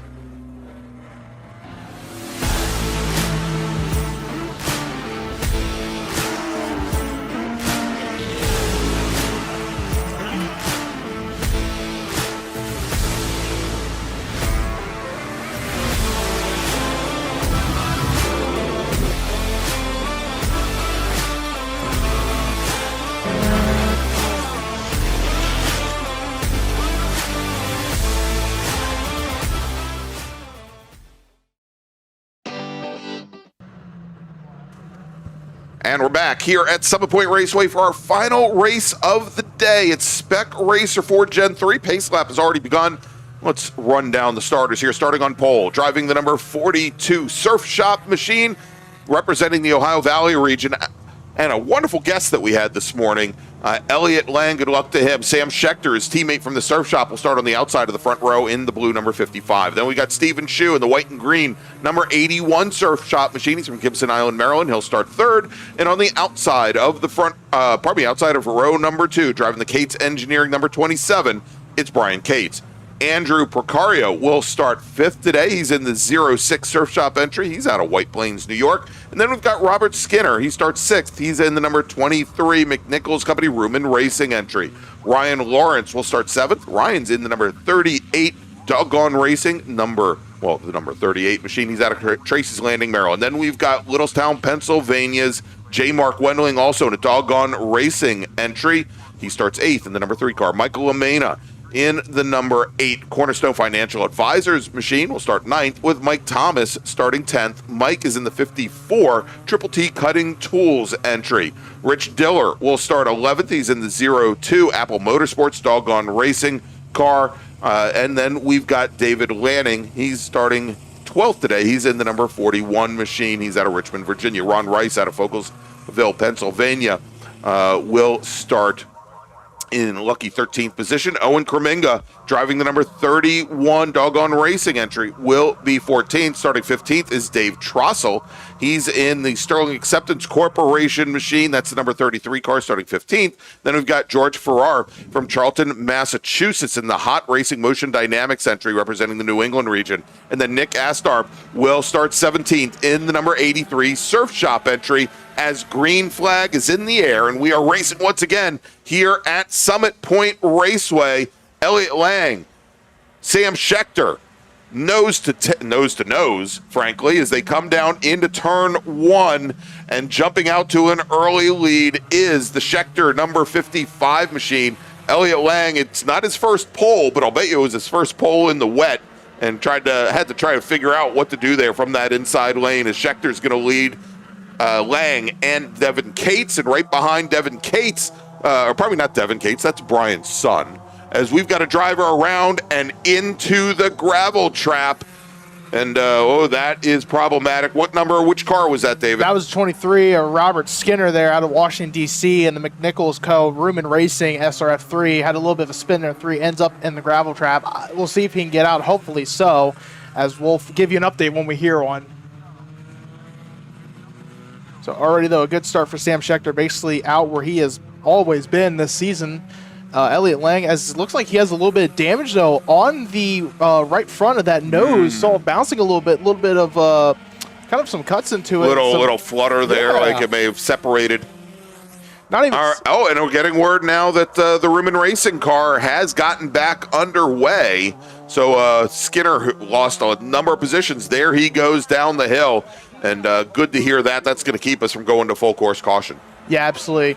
Great for him to get out of this gravel trap. But Elliott Lang, got a good run out of 10, is going to keep the momentum up behind Sam Schechter and hopefully get a pass on him going down turn number 1. Schechter holding that inside lane, possibly going to make Elliott go to the outside. And Elliott will stay right behind Schechter.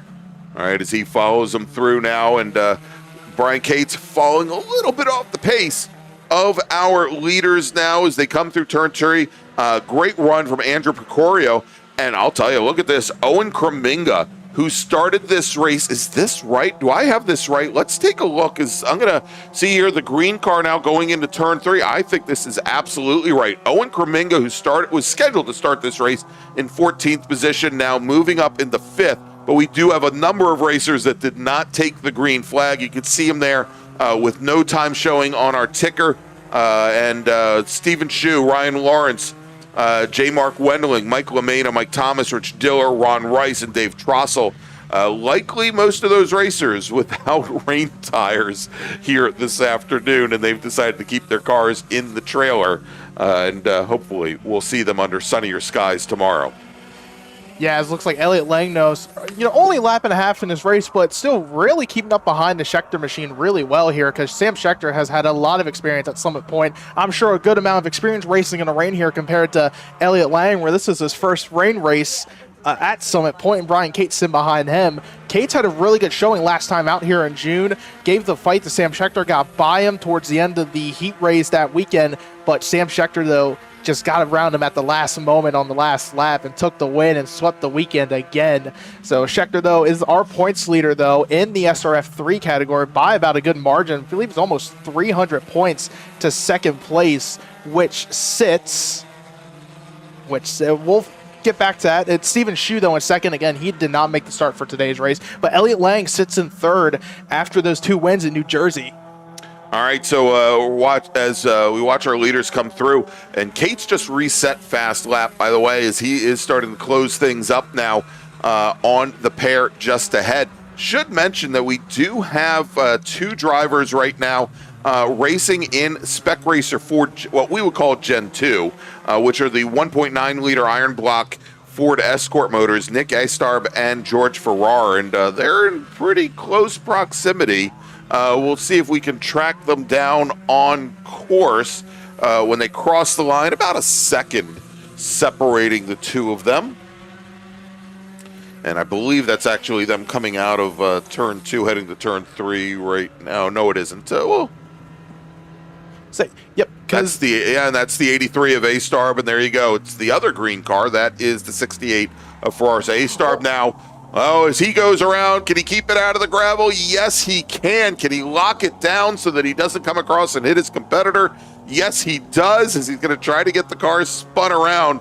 But that now is going to move George Farrar in the green number 68 up into the lead. Farrar coming to us from Charlton, Massachusetts. Also, Farrar, the chassis number that he is racing, 008, so the 8th chassis ever made of the Spec Racers. So that was originally a sports Renault car from the early 80s and had been upgraded to the Ford motor when Renault left the U.S. market. That is great to hear. Good information. I did not know that. Yeah, absolutely. Keep that chassis going after so long. So it's, again, they got moved up to lead there in the SRF category after that spin from A-Star.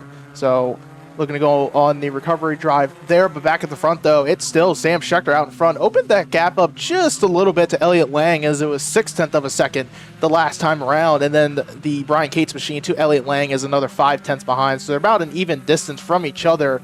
So it's about 3 laps in, 5 laps still to go. There he goes. We watch now Andrew Picario, the best of the rest, about 6.5 seconds back, and he has now about 11 seconds on Owen Kreminga, this being Owen's second season racing. Of course, his father, Bruce, has been racing, I believe, for close to 25 years in this, what was originally a Gen 2 chassis, and has been a Spec Racer 4 Gen 3 since they were rolled out, I think, in the 2016-2017 time frame, and Owen getting a little extra seat time this weekend. Yeah, raced earlier this morning in the first group, so got that extra track time. Unfortunately, though, it did not help a lot for this race, as the race this morning for the Formula Group was in the dry, now this one in the rain. But sitting in fourth, though, we saw the Picario machine. Not a lot of car racing experience. Only been here for about a year and a half. Did the 2025 Jersey Road Racing Classic last fall for his first ever race. Came doing a full season with the MARRS series. Wasn't here in June, but NJMP was 5th on the both races that counted towards the points, I'm going to say. Great. So, again, he's 1 spot improved over his career best here in Spec Racer 4. And he's being very generous. They're leaving a lot of room for our top 3 racers now. Both he and A-Starb as our leaders, Scheckter, Lang, and Cates come through. And you were talking about Elliott Lang, not having rain racing experience, especially here at Summit Point, but he had about 3.5 hours to bend the ear of Sam Scheckter. I'm just wondering, as Scheckter has been mentoring and coaching him, we had Elliott in the booth this morning to lead off the broadcast. I wonder how much information he actually gives now as that battle in Spec Racer Ford in the Gen 2 class closing back up again, as A-Starb, after that spin, has come right back to George Farrar, as Farrar certainly being challenged by that wet weather. As they're going to have Picario get by him on the front straightaway, so I'm sure he'll get the pass done. So there's a big basic horsepower difference between the Spec Racer 4 Gen 3 compared to the Gen 2s. Yeah, big horsepower advantage as well, and a lot of that is because the weight of the car is a lot heavier as well. A lot of differences there. Again, the Gen 2 car is running a 1.9 liter iron block motor. The from the Escort, the Gen 3 cars, a 1.6-liter motor coming out of the Ford Focus, and a much lighter but much more powerful car as well. The Gen 3 cars also carry a bigger brake package as well as a sequential transmission, whereas the Gen 2 cars, you're rowing your own. Yeah, absolutely. Looks like A-Star got around there. We saw that as it came down turn number 1, the Ferrari machine got the pass done just before the turn-in, so he's going to move back up to the top spot in the SRF category.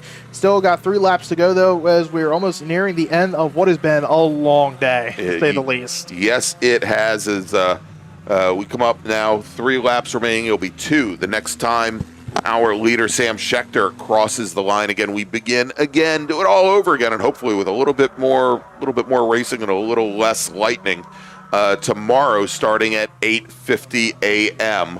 Actually, we'll probably be starting. We may have a special guest early on before our first race tomorrow, so we may be starting a few minutes early. But you definitely don't want to miss the action tomorrow from Summit Point. Of course, we want to thank all of our partners here this weekend, both of the Washington, D.C. region of the SCCA as well as GB Productions, and, of course, our special guests, one of them being Elliott Lang and the other being Christopher Graham here. And next time our leader, Sam Schechter, comes by, he's going to see the checkered flag. Yeah, so nearing the end of this race. So Elliott Lang, though, he's, again, like we said, first time ever racing in the rain here at Summit Point. Really keeping it under a second. So really great because, again, Sam Schechter with the experience, I'm sure he knows where he needs to go possibly, where the best spots are to be. So Elliott Lang with a really great showing in this first race. Maybe when we were asking him how he prepares for these races, and he was talking about all of the laps that he can put in on the iRacing platform and how he's got a calculation to determine where, because the grip levels are different, and where he should be. We should have asked him if after iRacing debuted the rain modeling about a year and a half ago on the platform, if he's practiced that here at Summit Point. I'm guessing he probably has. As Schechter and Lang come through the final corner for the very last time onto the front straight, here they come. Schechter had almost a second, and it looks like about 6 car lengths now on Elliott Lang. And as they come to the line, taking the win in Spec Racer Ford Gen 3, it's going to be Sam Schechter. Elliott Lang second. Brian Cates will finish in third, coming across the line in fourth. Andrew Picario, who once again turns in his fastest lap of the race on the final lap. And Owen Kreminga, who, where is Owen? We're looking for Owen as we look at our Gen 2 cars coming up the hill. Did we miss Owen? Nope, he's coming into turn 9 right now. There he is. All right, so the Gen 2 cars, they are a lap down, but there is Owen Kreminga on his final lap. He's going to round out the top 5 in Gen 3. Coming out of the final corner now onto the front straight. This is our Gen 2 race. And taking the win, Nick A-Star out of Swoop, Virginia. George Farrar will finish in second. So there you go. That is our final race of the day. Again, we'll be back bright and early tomorrow morning at 8:50 a.m. with more racing action from Summit Point. It is the July MARRS, presented by Threadbreak in the Washington, D.C. region of the SCCA. Thanks so much for joining us today, and we'll see you tomorrow morning. At OG Racing, when you are shopping on our website, when we say in stock, this is what we mean by in stock. Seats and seat bases, brakes, harnesses and restraints, shoes, suits, and steering, helmets, gloves, and undergarments, fire suppression, and so much more. Shipping directly to you from our conveniently located Sterling, Virginia warehouse with thousands of in-stock items. Grand Touring Enterprises is an internationally recognized and awarded full-service classic automotive facility located in Frederick, Maryland, specializing in classic Italian sports cars from Ferrari, Lamborghini, ISO, and Bizzarini. Grand Touring's extensive experience ranges from pre-war to modern exotics, advising on all aspects of the classic car ownership experience, from service, restoration, and climate-controlled storage to sales and consignment. Grand Touring's focus is not just on preserving the history and prestige of these vehicles, but making sure that the driving experience is equally as spectacular and authentic. For more information, send email to tom@grandtouring.com. Grand Touring, legends in motion. Looking to level up your motorsport game? At Courage Motorsport, we've got everything you need, from high-performance parts and racing equipment to expert driving instruction and even our own Courage racing gear. Whether you're a beginner, a pro, or looking to kickstart your motorsport career with training in both the business of racing and securing sponsorships, we've got you covered. Check out our gear, grab a shirt, and represent your passion. Email us at trackready@couragemotorsport.com or visit couragemotorsport.com and get ready to hit the track. The Spring Hill Suites Winchester is an all-suite property that features spacious suites, an indoor heated pool, complimentary hot buffet-style breakfast, a 24-hour fitness center, and complimentary Wi-Fi. Whether you're traveling in a group or flying solo, you'll find it easy to get comfortable in our spacious suites. We're conveniently located just off of Interstate 81 at exit 317 in a shopping center with many shops and dining options. Discount rooms are available. To book your suite today, call 540-431-3330.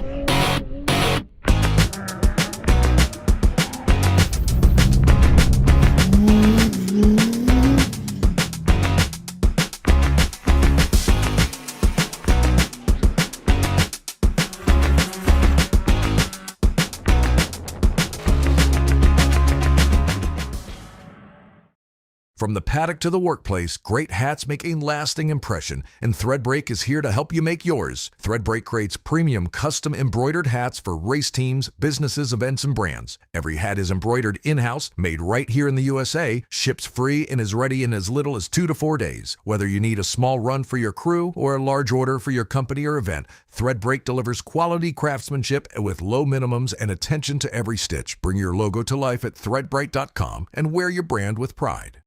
Since 1976, Radial Tire Company has been providing the Washington, D.C. area with quality tires, expert knowledge, and the finest service. They have earned a reputation as a premier specialist in hard-to-find performance tire and wheel applications and stock tires from all the top manufacturers for whatever you drive. From performance and race cars to SUVs and trucks to your daily drivers, Radial's mission is to assist you in getting the most out of your tires and car. To get a competitive quote on your next set of tires, now with free shipping, or to schedule online, visit RadialTireCompany.com or call them in Silver Spring at area code 301-585-2740. That's 301-585-2740.